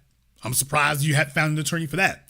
But as far as suing judges or attorneys and stuff, no, that's the only way you get such a thing done is you have to have an attorney from out of state who's licensed to practice in Louisiana. That's really the only option you'd have for that. But as far as someone in Louisiana, no, forget about it. It doesn't matter how egregious the offense is, by the way. Yes, sir. But yeah, man, I was just like, I was just thinking about everything you said, and even about being afraid of the police and stuff like that. I remember once I got pulled over by a state trooper, and I stayed with a tool on me too. So I end up like I had one by the door and one on my lap. So I put it in my pocket, and so he couldn't see it, just in case he was on some BS. And he said, "Do you have any guns in the car?" I said, "No." And then he opened my door, and then he told me to step out. He said, "Hey, here's a gun right here. Why you didn't tell me you had a gun?" I said, "Because if you was on some BS, we both was gonna be a hashtag on Twitter. It wasn't just gonna be me." I do not want my folk being afraid. I do not want my folk being scared, because that's the goal. That's the intention. Although, to be totally honest with y'all, I'm at the point now of just being name, rank, serial number. Like, right. If you get pulled over and you are not clear about what it is, it's name, rank, serial number. I don't know anything. Don't ask me any questions. You want to write me a ticket, then go ahead and write me a ticket. You seem standoffish. Of course I am. This is an illegal traffic stop. Why would I not be? Well, you're just racially profiling, I suspect. But I don't have anything to tell you. So, are you going to arrest me? If you're not, am I free to go? If I'm not free to go, am I under arrest? Which one is it? Am I under arrest or am I free to go? Okay, but I'm not here to talk. I don't have anything to say to you. Period. You got something to charge. You're going to write me a ticket? Write me a ticket. You're going to arrest me? Go ahead and arrest me. But I don't have anything to say to you. And to be totally honest with y'all, that's about where I'm at with it right now. For all of you. It's just, I don't have anything to say. I don't know why you pulled me over. I'm not answering any questions. And if you're going to write a ticket, go ahead and write the ticket. I'm not arguing with you in the street. Whatever you're going to write a ticket for, go ahead and do that. You're going to arrest me? Okay, well, go ahead and do that. But no, we're not talking. Yes, sir. But y'all be safe out there, brother. Watch yourselves out there. Thank you very much for giving us a call tonight. Let me see if we can get Will up here on Zoom. Let's see if we can get Will up here on Zoom. All right, we got Will on Zoom. What's on your mind, Will? Oh, hi, Jason. Thanks for taking my call. What I wanted to hear is your comments regarding the situation about that raid in Chicago with his zip-tied babies and all that. Have you talked about that yet? I had a call about that last night, sir. You must not be a regular listener. So, talked about that last night. I didn't see it last night. Okay. Well, we talked about that last night. So just go ahead and review last night's program about Officer Tatum. So we had to talk about that too. Okay, great. Thanks. Oh, where is Connie? It would be really, really great if Connie called me tonight. I can't make her do it, but well, actually I could, but I won't. But by the way, Connie. Oh, Connie. It sure would be great if we talked to you tonight. That sure would be nice. You might want to consider it. All right, let's jump back over here on Zoom again. All right, let me see. We got Don over here on Zoom, or at least I think we have Don over here on Zoom. I'm not sure. All right, Don might be AWOL here. I can give you 5 seconds, Don. Then we're going to have to move on. Don't know where Don is at. We got 3 seconds, Don. Then I got him I'm keep here. pushing. Okay, Don, I don't see anything, Don. What we doing? All right, there you go. You All right, know me. brother. You look like what's his name? What's Don? He's sitting over here looking like George Clinton's mugshot. Stop it. Yeah, y'all go take a look at that mugshot when George Clinton from Parliament Funkadelic got arrested. Take a look at that one right there. Damn, Don. All right, what's on your mind, Don? Hey, this is unfortunately, but fortunately, we are where we are technologically. So these liars can be brought out into the light, and now they're scattering like cockroaches. And it's unfortunate that the pressure on the young man was so great that he couldn't last one more day. One more day and his name would have been cleared. But I think that I do not believe that's a factual statement. I live in Louisiana, so I can. Okay. I take those as words of comfort from his attorney, but no, because there's one more thing you all have to remember. Since when have facts or the truth mattered to the white supremacist injustice system in America? That's true. When has that mattered? How many black folks done got shot in the back on video? Self-defense. So I accept that for what it is. I think the attorney he's done a whole lot more than I see most attorneys do, period. There have been some things that I have some questions about. However, on balance, he's been a hell of a lot more proactive than I've seen.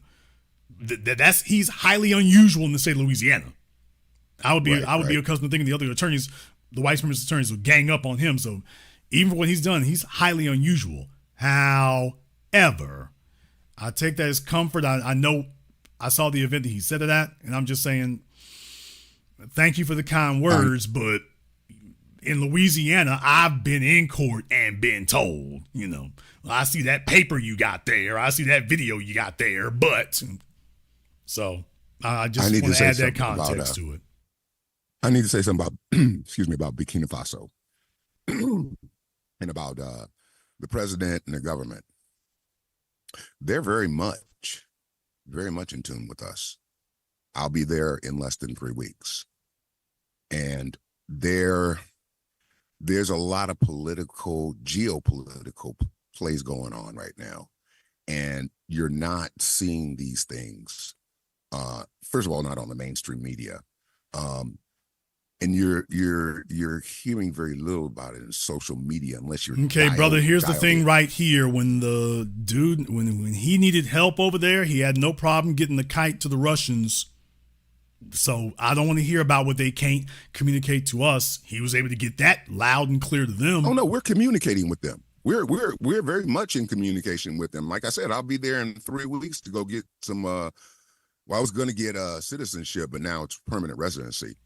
So they very much are in tune. They understand. Okay, so we can't get citizenship. We can get permanent residency. So that got scaled back. Geopolitical thing, brother. That's a geopolitical thing. America has a problem right now. Sir, Burkina Faso. Okay, Burkina Faso can decide if you're a citizen. So that's geopolitical.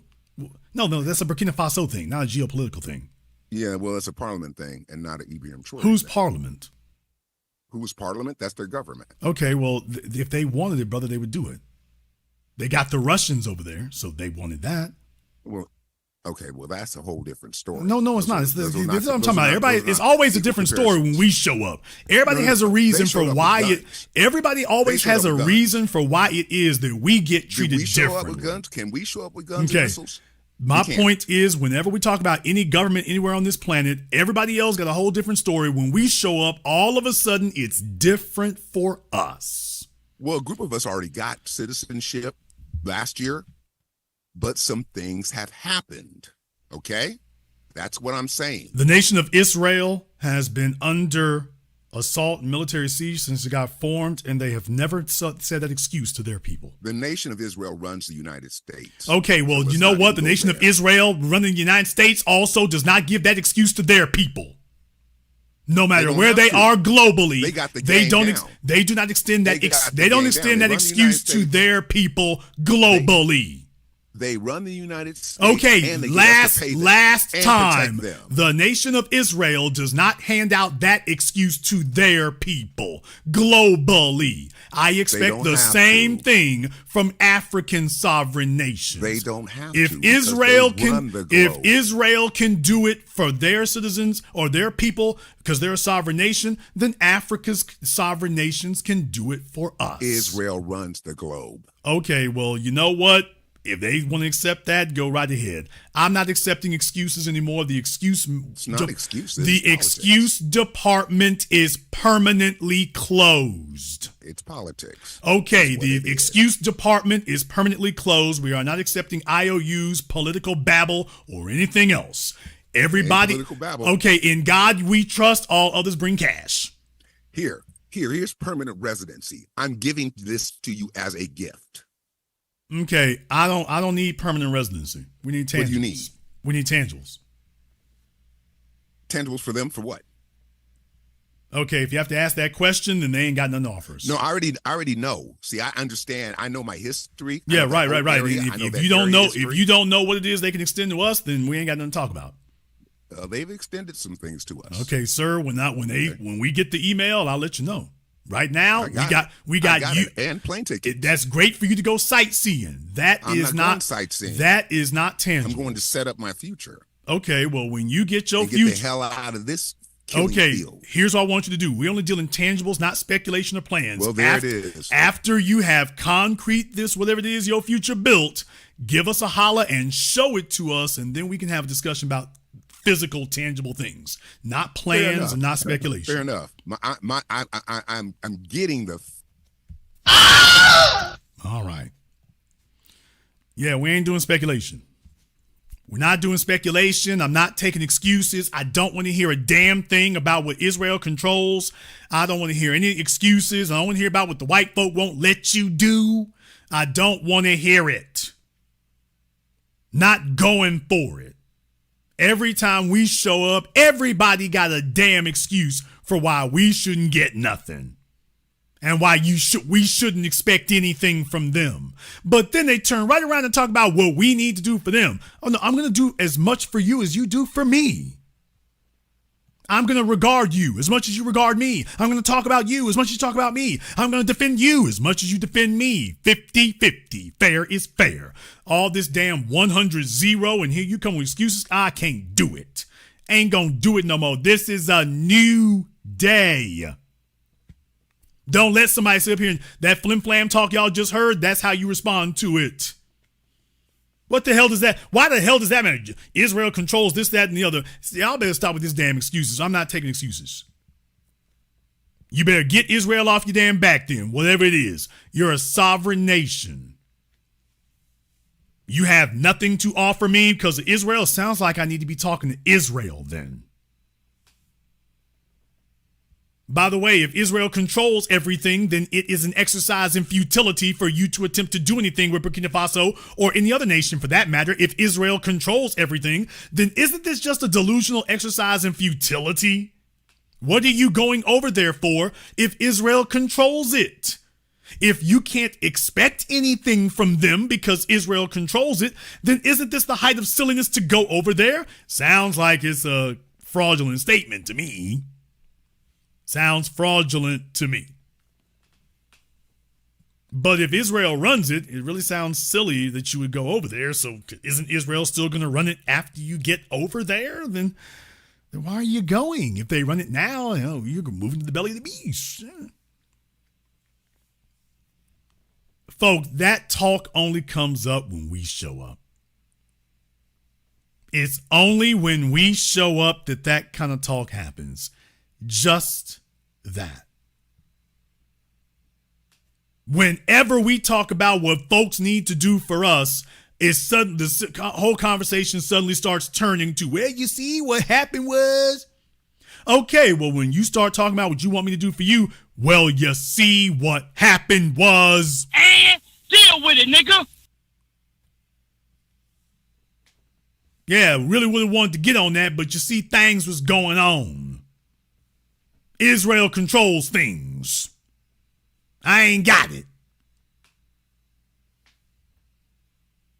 No, we're not accepting any more excuses. None. None from anybody. You got an excuse? I ain't got nothing for you.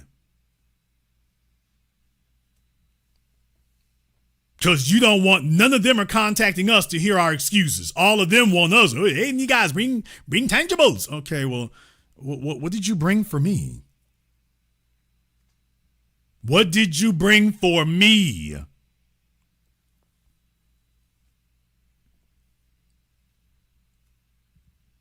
I don't want to hear anything. You got Nollywood, and you got, for those of you who did not know, Kenya is the damn African twerking triple X rated capital of Africa. What? Nigga, what? I said it. Everybody know that. If you looking for twerking, if you looking for booty popping, if you looking for triple X rated action, Kenya, Ethiopia, Nigeria, in that order. You know what they ain't doing? They ain't on Twitter, they ain't on TikTok and Instagram throwing ass, talking about, we need these, y'all FBA dudes, sure do wish y'all was over here. They swinging they booty meat for Zaddy. Now that they make clear. They jiggling that booty meat for the Russians. That's what they doing. But when they hit the internet for us, they talking about damn y'all and y'all ain't no good. It's all a bunch of damn condemnation and insults. So I just wanted to let y'all know. I mean, I'm raw with it. If y'all just want the straight truth, you can't really argue with that one, can you? That's what everybody in the chat room sees. Well, can't really argue with that. Yeah, when they want something, don't sit up here and bring me your damn excuses. When them folk over there want something, they make it very, very clear and undeniable. It goes viral. If they really wanted to link up, they would be doing that. They slide in these white men's DMs. They ain't got no problem with that. Whole cafe set up for it. They got their Instagram accounts popping. They got their Snapchats popping. They got their YouTube channels attacking us every day. Yeah, I'm cool in the gang on that.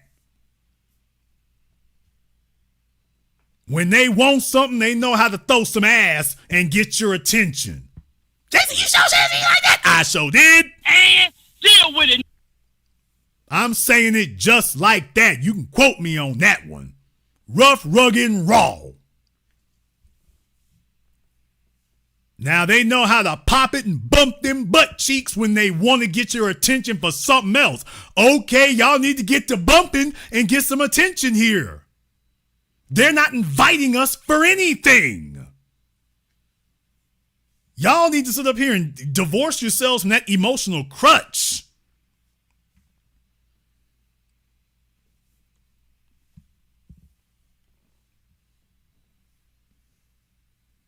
It's one thing when somebody talks stupid. It's another thing when you talk stupid along with them. Okay, they acting dumb. I'm playing dumb with them. I'm not.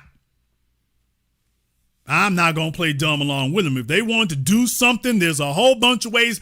Every time we turn around, there's a Nigerian scammer trying to get something popping. It's like, you can't get something legitimate? The hell you can't. You sure can.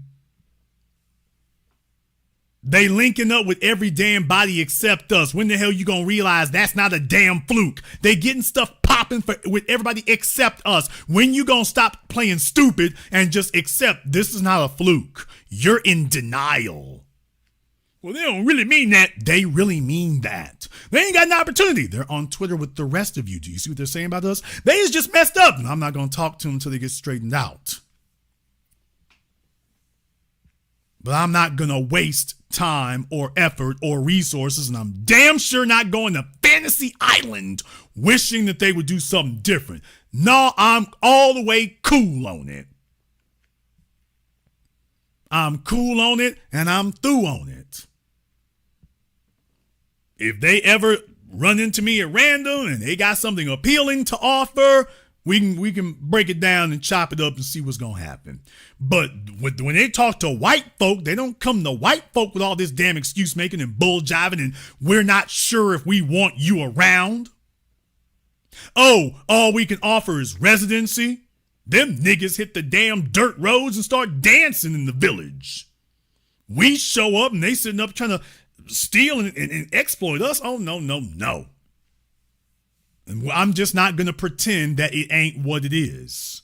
That's all I'm saying. I am not going to pretend it ain't what it is. When they show up over here, they expect us to be 10 toes down for them and make things pop off. We show up over there, well, can I really do this? And okay, well, I can't really do this neither. I don't want to hear a damn thing about individuals. You can kiss my shiny black ass about individuals. Damn! I said that. Don't come to me with none of this damn individual talk. Tired of niggas talking about I'm moving to Ghana, I'm moving to Ethiopia. That's you as an individual. What the hell they offering us as a group? Israel is not offering something to Jews as individuals. It's an open invitation to the group. That's not stupid. And when it comes to us, niggas start talking stupid. Yeah, because you don't want to accept the reality. You trying to figure out how you can get them to like you. They're not going to like you like that. I don't want to hear about something that some individual done put together for himself after 20 years of hard work. Nah, damn that. Throw that damn door open. The Asians and Russians are all over damn me Africa, not as individuals. Though nobody comes with the damn stupid individual talk till we show up. We show up and all of a sudden, well, one at a time now. Let me look over your paperwork and let me see if there's something that we can do. We are analyzing it and I am sitting down the hallway. It will be a couple of weeks. I'm on my lunch break. We show up and it becomes about niggas start chasing a fantasy of being the magic Negro and you're going to be the individual. Damn that. People, let me explain something to you. When in the modern era, we have never been more technologically advanced and things have never been more efficient than they are today. If you are walking into a system, whether it's a government, whether it's a corporation, whether it's a private club, and it is difficult, it is not difficult by accident. It is difficult by design, especially if you see that there's a whole group of other folk who don't encounter the resistance that you do. That's not accidental. That's not accidental. In the chat room, what is Royal Code talking about? I don't know. Does Royal Code seem to have an issue with something I said? I don't know. You got my name next to racist. I don't know about that right there. We might have to chop it up. If they're not going to give some clarity, we might need to go get them up out of here. But you get an opportunity to go ahead and let's see what's going on. But when you mention my name, must put respect on it. You got to prove something for me.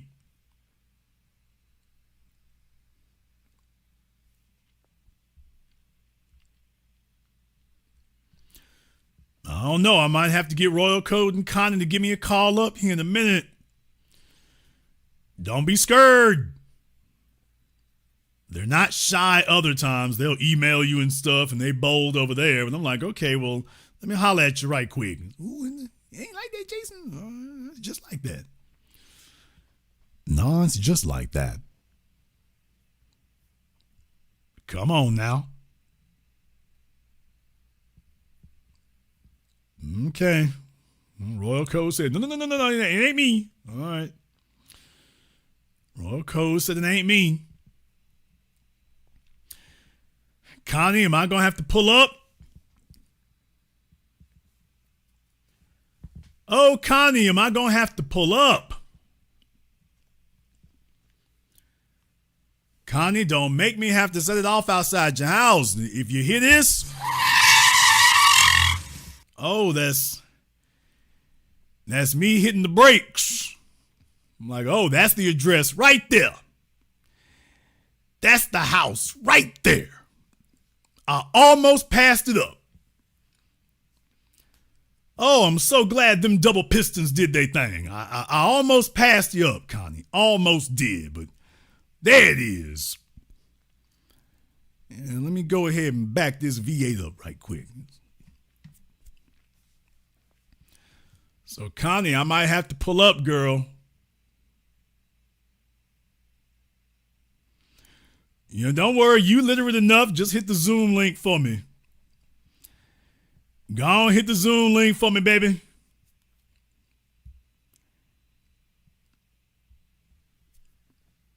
Let's go. You don't have to have your OnlyFans popping. You can just go ahead and hit the Zoom link, baby. You ain't got to be worried. You ain't got to be scared.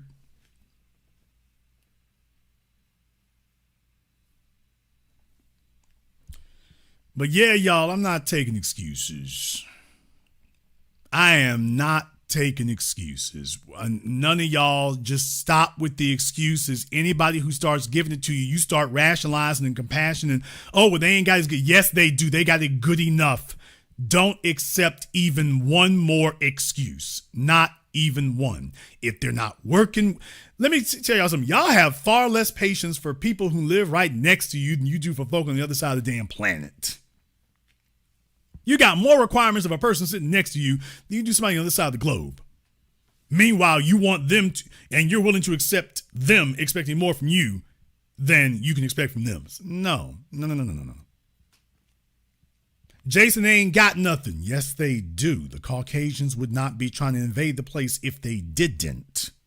As black folk in America, the problem has been, you see, if you connect us directly to the land and the soil, now we start moving differently because that's not your country they messing with. That's ours.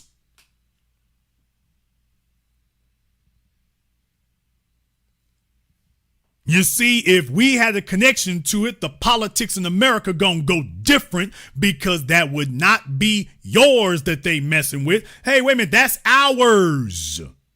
That belongs to us. Okay, so stop talking stupid because that sentence I just said, that belongs to us. That's the reason they're not calling. Burkina Faso is not calling because they don't want that. Hey, we want to get this white supremacist off our back, but well, now.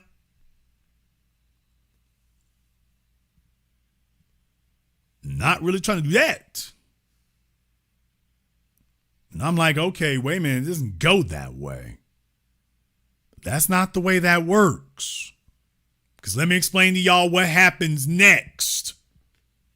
See, this is what Shakir and Don don't get. Hey, y'all. We've seen this film before, man.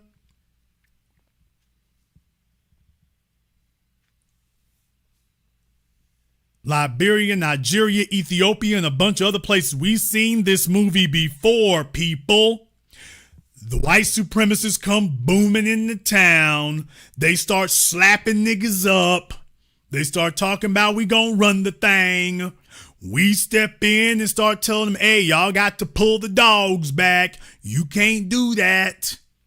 All this colonizing and stuff, you can't do that. France, you need to back up. Give me 50 feet.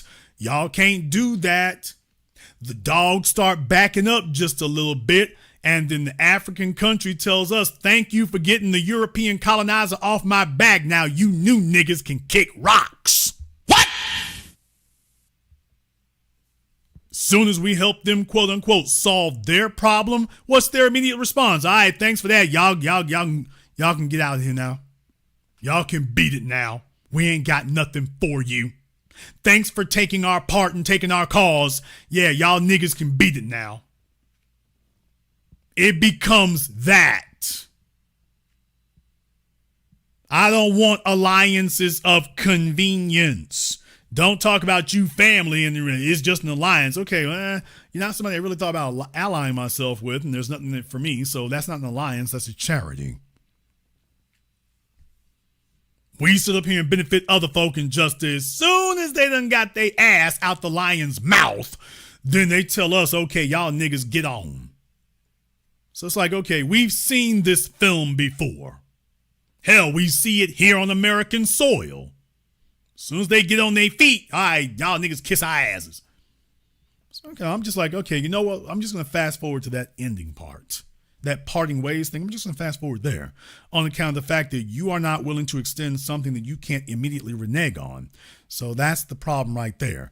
When you start extending that, now I can be invested.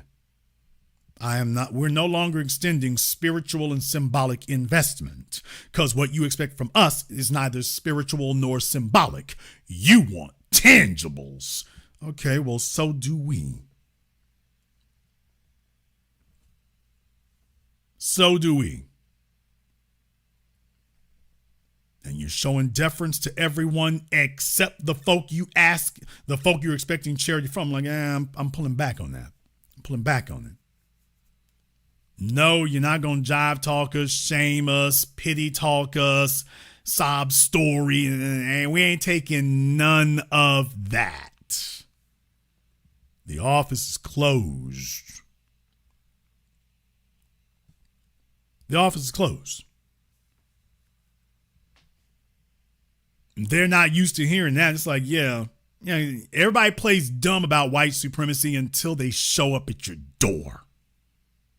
Everyone loves to play stupid about it, in the words of, bless you, Dr. Francis Chris Wilson. White society plays stupid about racism, and black folk play dumb along with them. Well, we're done playing dumb. Everybody sees it. Everybody hears it. And then they start sitting up here playing stupid. And then we sit up here and extend ourselves and exhaust ourselves and go stomping for people and get the dogs off of them. And then we're like, okay, let's work. As soon as we get the dogs off of them, we're like, all right, now that job is done, let's go ahead and work together. Nigga, you go on. This is the problem here. You want to take from us here. You need to be on your own. Oh, okay. But why not just sit back from now on? Y'all over there, till y'all start throwing something real on the table. Just however it goes, I'm just going to assume y'all going to handle that. I'm just going to assume you're going to handle that.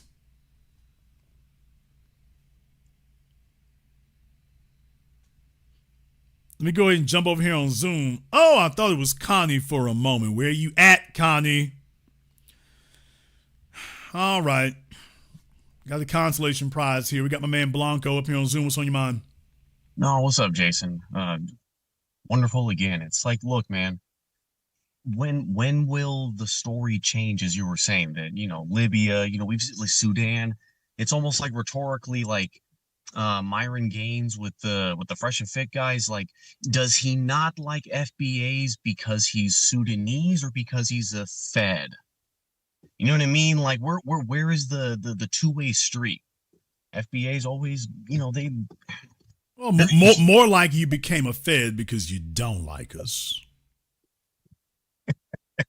Right. Like, so when is it ever going to change into this country finally wants to, start working with, like, almost like if we're going to work with any other European country or Russian, whatever, at least there's like a special economic deal, whatever, for FBAs. No? Oh, okay. You know what I mean? It's always as you were saying, it's always like a weird kind of this and that. People, do you know what the economic requirement is for Jews who move to Israel? Blanco is laughing because he knows.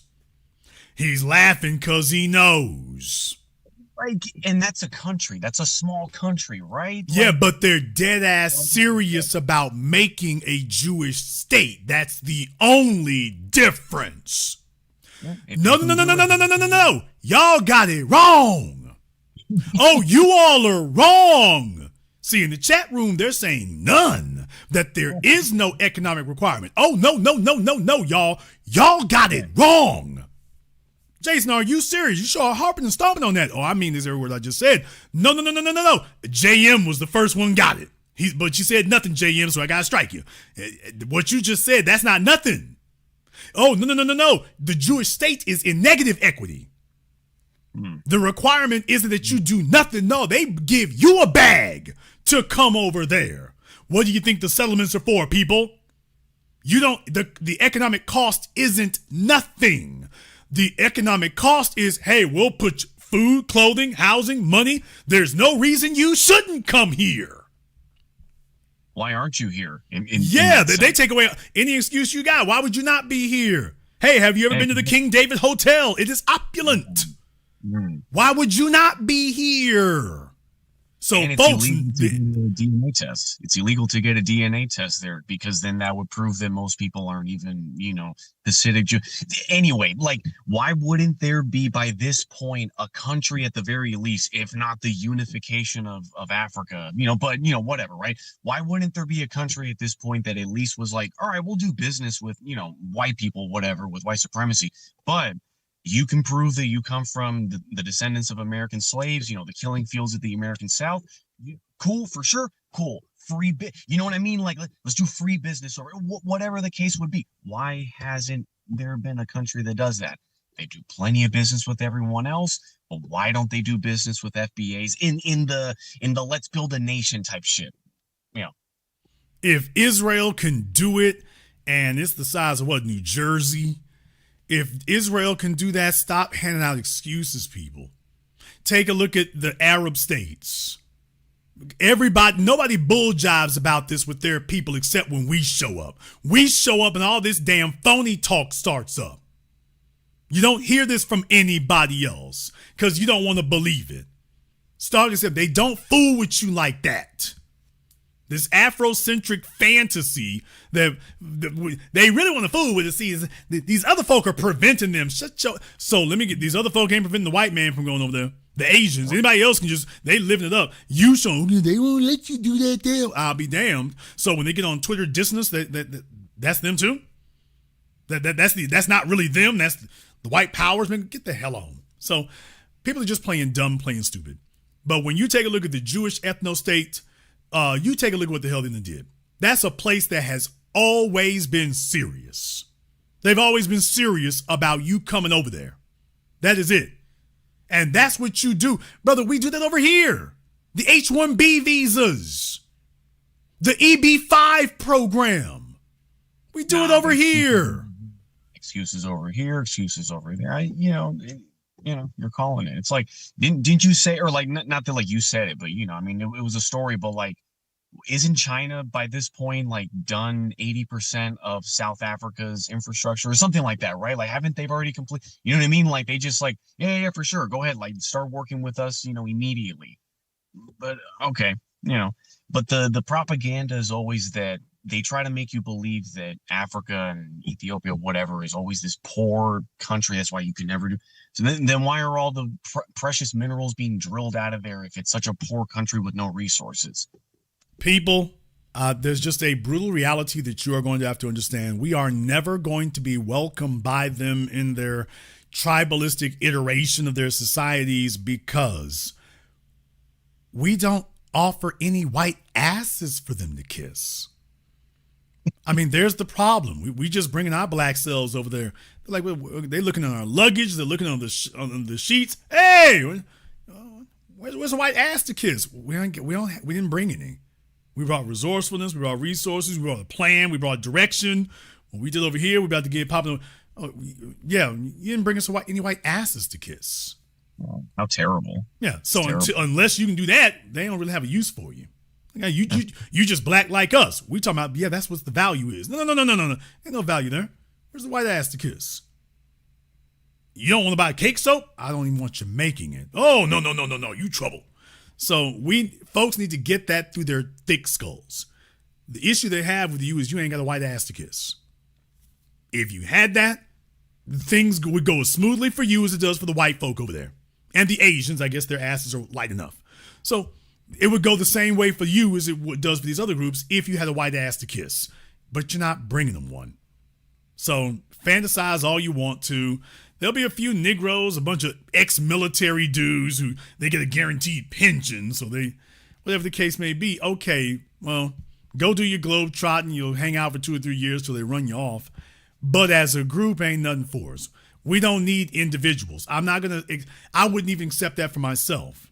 We learned the folly of that in America. They handpick folk over here. Oprah, Jordan, LeBron. Yeah, they're handpicked Negroes. That doesn't do anything for the damn group.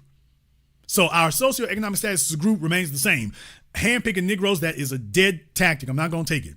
I'm not going to hear it. And I don't want to hear from anybody else. If you are not offering up a group benefit that is broad and wide-ranging and is pig-faced, stupid, simple to accept, then I'm not going for it. I don't want to hear it. We ain't got nothing to talk about. And good luck with your issues. You will need it. I'll let you have the last word. Keep it going. Great broadcast. I don't want to hold up the line. It's just, if Israel can, become a country in 1947, after World War II, apparently, as far as history tells us, ships were being, taken to West Africa and the South, and since the late 14, if not early 1500s, and so the economy of that, so Israel can get a country after, and like you said, they want you to come back, so they can do that in 1947, but it takes, I don't know, what year is this now? Fucking, you know what I mean? So, all right, I guess they can keep on pretending that. Again, is Myron Gaines upset at black people because he's a Fed or because he's Sudanese? But anyway, love the broadcast. Which came first, the chicken or the egg, or the chicken or the Fed? Let's go ahead and see if we can get Rashad up here. Let me see if we can get Rashad up here. All right, we got Rashad here on Zoom. Unmute yourself.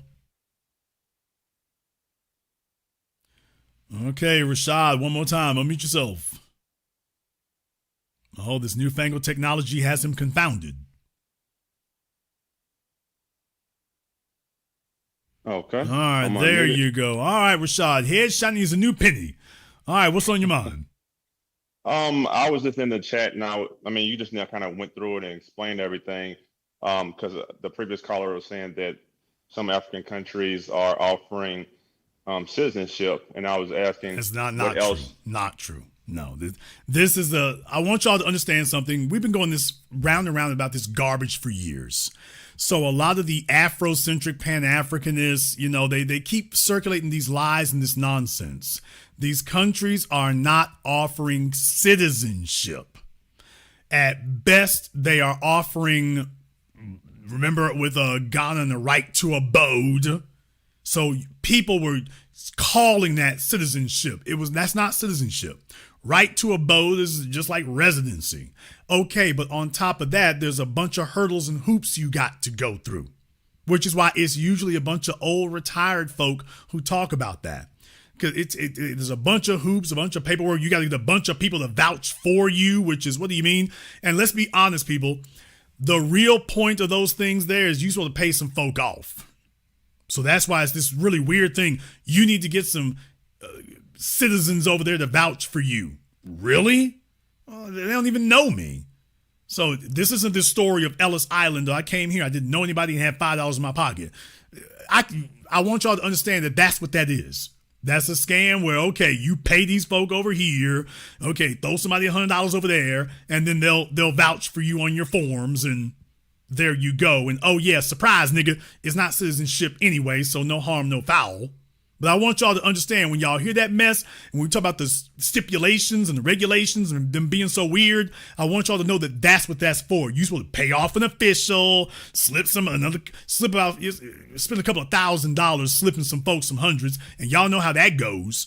That's going to be your ass when you start that, because once you throw the first 100, oh, nigga, something else come up here, I have to also pay off another person over here to make these better, so we need $300 more. It's like going to Mexico. So here we go. So that's what it ends up being. I'm just clarifying that for you all. So no, they're not offering you citizenship. It's just a form of residency. It is either temporary or can be revoked at any time. You got to go through a bunch of crazy, outrageous hoops to get it. And then once that's done, it's not like you're one of them. They don't treat you as brother to a brother. They don't do none of that. I'm so sick and tired of niggas. You say niggas? I sure did. And deal with it, nigga. I'm tired of niggas going around the world. You are tourists. They see you as an American. You spend a bunch of money, and y'all trying to tell me how great the natives are. Tell me about what it's like after you live there on the block and how the neighbors treat you. All this damn tourism, and you trying to project to us that, oh, they cool. Man, you're the tourist. But you are not part of the family, and you're not accepted with them, and you're certainly not accepted by the whole society as a whole. That's not the way it is. If it were, they would be bringing all of us over there. If that were the case. You geeking about it because you was able to get through as one individual, and that's the game. I don't play games, Rashad. I don't play them games, period. I just don't. So they're not really offering us too much of anything. They're just mouth. This is a symbolic gesture and a con that's been circulated as a rumor now going on 2 decades. So when they heard that was the criticism we had, you had folks in some of those places, they started throwing that mess out there, and that was to be a bone. Everybody's trying to figure out how to get us over there so they can start juicing us. Folks have made plenty of videos about what happens to them at the airport, what happens to them in the neighborhood. It's all the same damn horror stories. So if you're willing to accept the abuse or whatever the con is going on, that's the only thing they're talking about. But there is no haven over there for us that's wide open like that and waiting for us to get it popping. It's not the case. People are just lying. So you said that you're going to give them what they give us. I mean, would you want them to actually extend citizenships? And then you said something for like a group. Like you would want something that's group tangible. Is that what you're talking about? Is actual citizenship or maybe benefits from going over there, or just saying that, hey, we support you guys here and we support you black people in America? Well, considering the fact that we are not from there and whatnot, if you want to interest me, you are going to have a program that is tailored for us. Okay, y'all ain't from here, so we put a program together that's tailored for you on account of the fact that you are newcomers. Okay, and it is pig-face, stupid, simple to understand. No hoops, no hurdles, no complications, no algebra.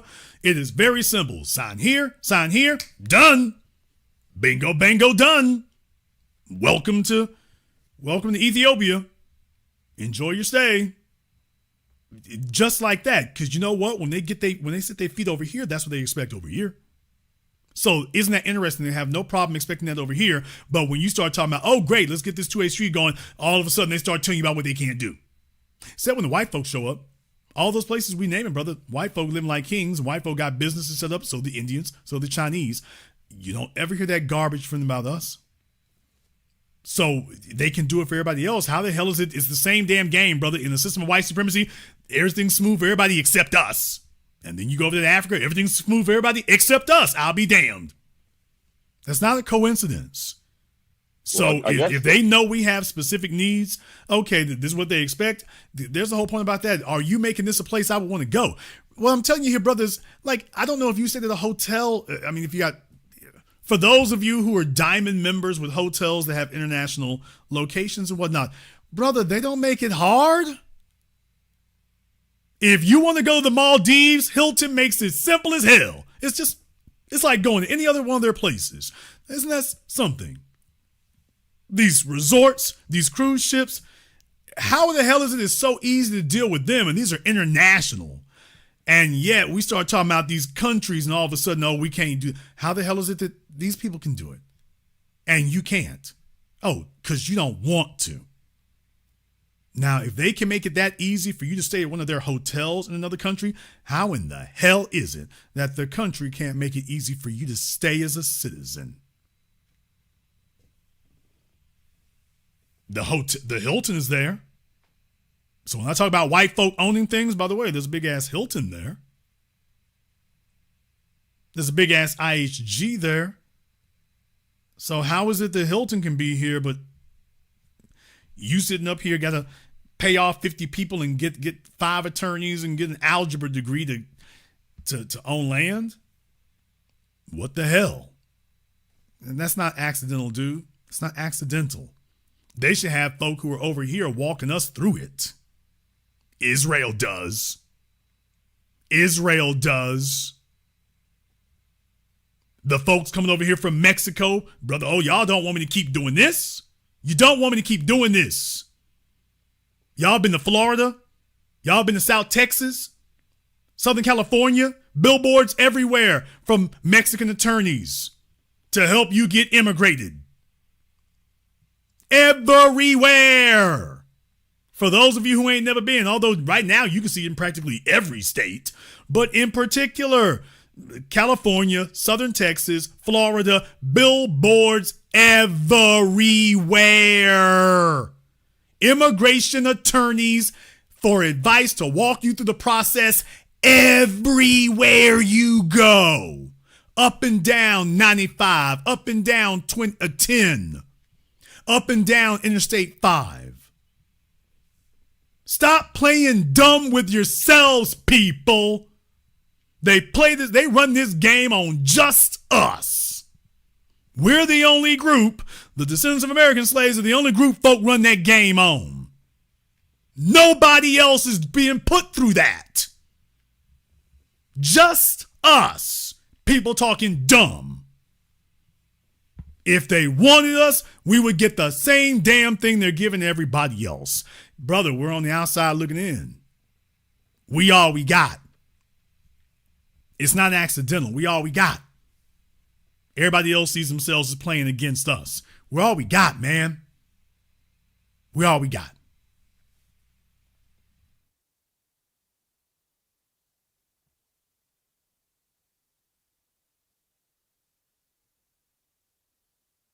I'll let you have the last word. Yeah, I didn't think about all that stuff. Yeah, they're just playing games with us, and we got to look out for ourselves until they actually reach out with anything tangible for us. I've dated an African woman before, and how'd that go? They all about themselves, narcissists. She gave me her ass to kiss, and I didn't kiss it, and I never heard from her since. I mean, she was here to get the bag. She was here for you to sponge off of, and if you're not gonna do that, she's like, I'm going on. Meanwhile, if it was a white man, she'd be paying the rent for him and paying the utilities and bragging to her friends about their great relationship. Yeah, so it is what it is. But B1, I'm out. B1, thank you very much for giving us a call tonight. Yeah, y'all, like I say, it's just one of those issues there, man. I just want us to be just real about it. Ain't about hating on nobody. We just got to call it for what it is. I'm just saying, let's call it for what it is. If the Caribbean rocked like that with us for real, we'd be all over there in Jamaica. Don't y'all know we'd be damned if we be walking up and down the beaches of Jamaica and they telling the black folk what we can't do there. Y'all know that's not gonna rock with us. Y'all know full damn well that wouldn't rock for 24 hours with us. That wouldn't rock for 24 seconds. We would never tolerate it. We'd never accept it. Ain't no way in the hell we walking in the beaches of Nigeria and Exxon done messed up the whole damn coast with oil and we sitting there talking about, well, as long as we got the Zaddy, man, damn Zaddy. We wouldn't accept that. Never in a million years, we would not tolerate that. Certainly not in a sovereign nation.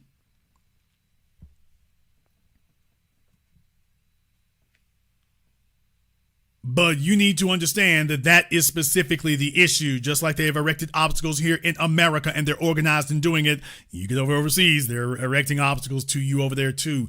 That is the culture. It's not a fluke. It isn't a bug. It's a feature.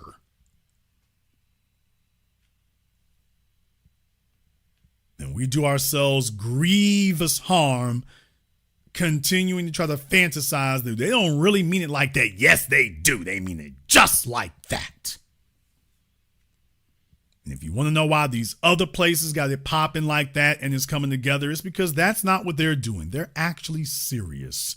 They're actually serious about being with their people and making it work. And maybe there's some bumps along the way and whatnot. But getting in is a breeze. They make sure you have no they don't want you going back. That's the whole difference. They actually want you there. When somebody actually wants you there, whether it's a relationship, a job, your family, a government, then they make it easy for you to get there, and they make it where they do what their level best to make sure you don't want to leave. Because they already know what you want, and they make their best effort to accommodate you. They put in a lot of work to bring you there, yeah, because they're not trying to see you go.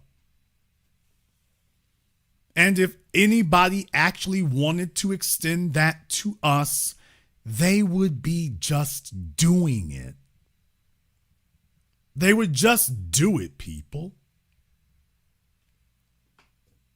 You're telling yourself there must be some other hidden clandestine reason that we just can't divine or discover. No, it's not. It's the same reason everywhere else. And I know accepting that reality may break some of your hearts, but man, it's the same excuse as everywhere else. Oh, it's the same reason as everywhere else. Same one. No changes, no difference. Same one. Same one.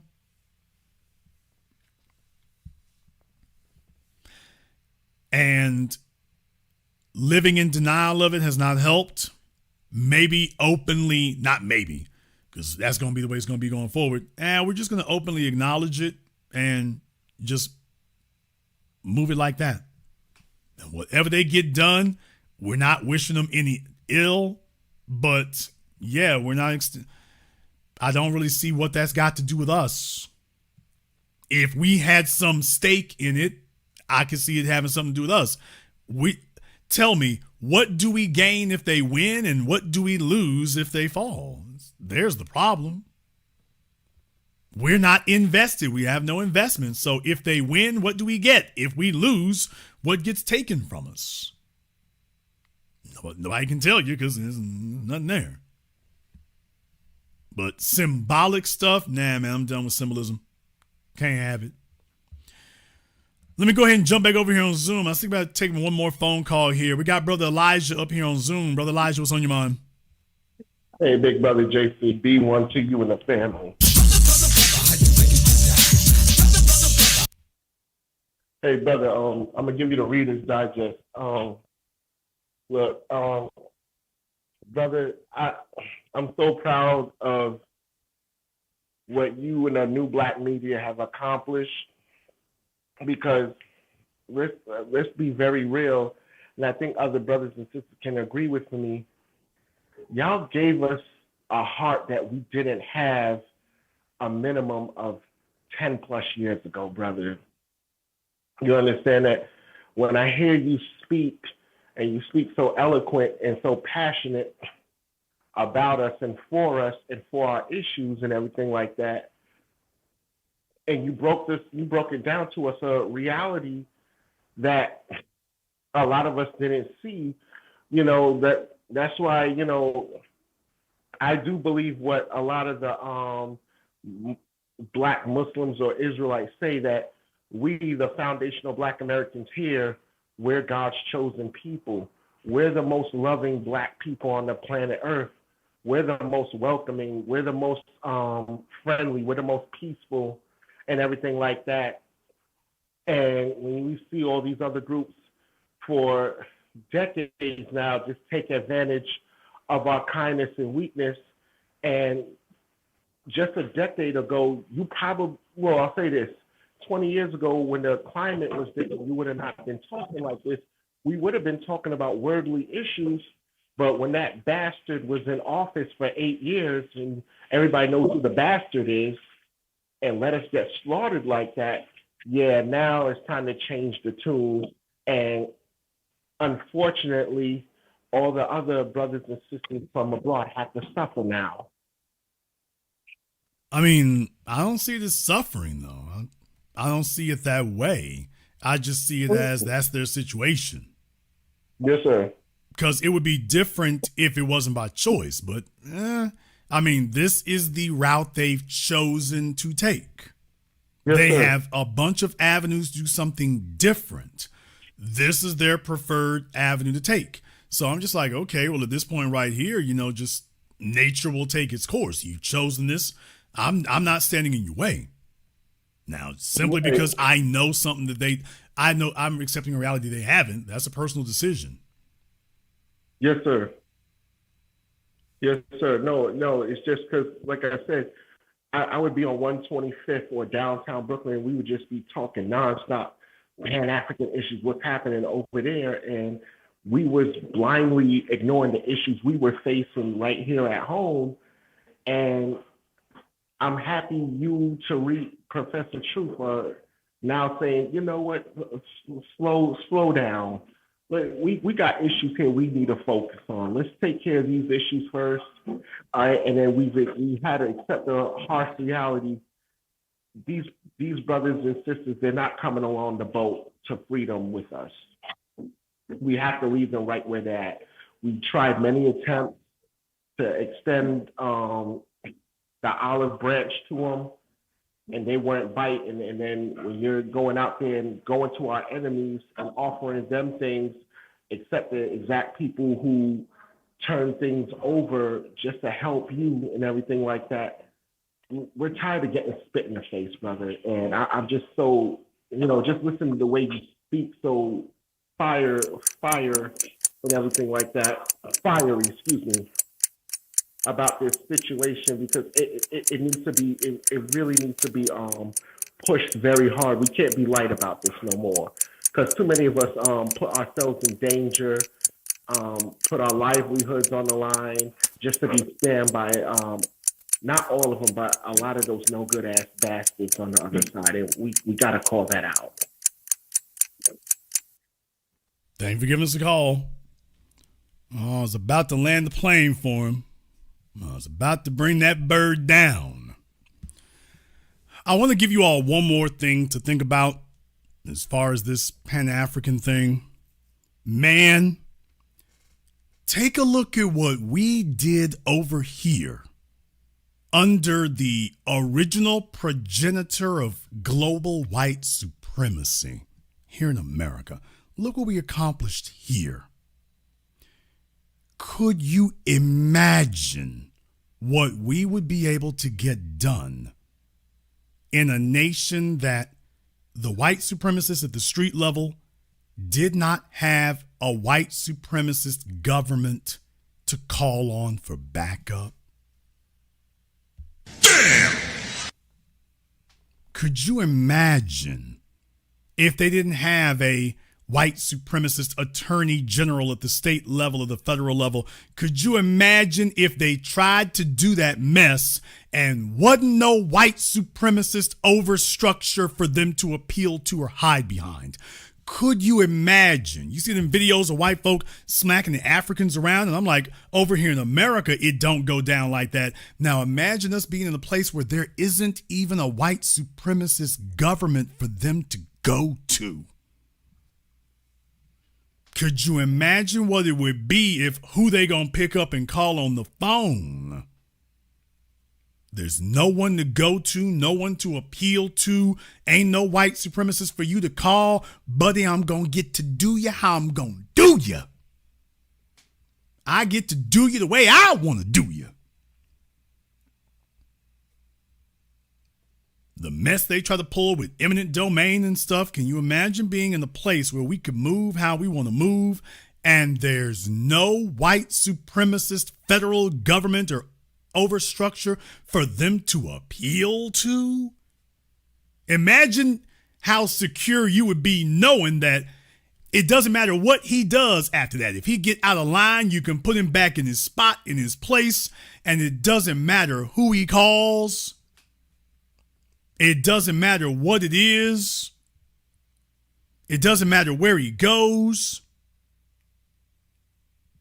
He can email, he can call. It's like us here in America.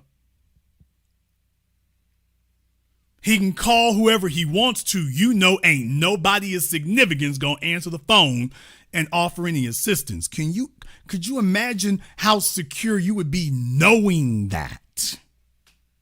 Knowing that there isn't a white supremacist enforcer that they'll be able to call. There's nobody who's going to come put their finger on the scales and run interference for them and stack the deck in his favor. That knowing that when he drive off, all he can do is drive off. There's nobody to enforce his white supremacist tendencies. No one. It's just him.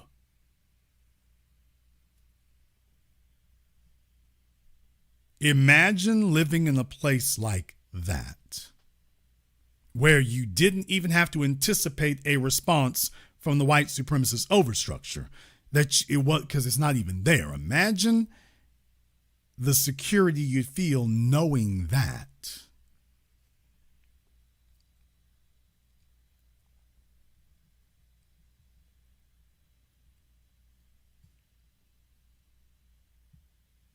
Just a thought. We're going to go ahead and wrap things up here tonight. Thank you to Chief Rocka, Larry's Anything Goes LLC, Fuquan, Muffy, Willis, and everybody else here who's contributed to tonight's program on PayPal, Super Chat, Venmo. If you are new here to the Black Channel, welcome to the haven of intelligent Black thought. We do this every weekend, holidays, some days in between. Hopefully, we've earned your like and subscription. If you want to keep up with us, make sure you hit that subscribe button. Hopefully, we have earned your subscribe tonight. And if we haven't, hey, hopefully you enjoyed the program. Come back next week. We'll give it another crack. Maybe you'll give us a subscribe then. But if you want to keep up to date with everything that's going on, you want to be subscribed to our program here. We do this all the time. You've seen what we do. You don't want to miss it. If you haven't been to our website, blackchannelfilms.com, check out our groundbreaking, best-selling documentary work, blackchannelfilms.com. That is blackchannelfilms.com. I'd like to thank all of you for tuning in to tonight's program, live or recorded. Thank you all for liking, subscribing, and sharing. And this concludes tonight's broadcast of the Black Channel. I am your host, your brother, your humble servant, the Black Authority. And until next time, my brothers and my sisters from around the world, remember, Black is the future, and the future is uncompromising.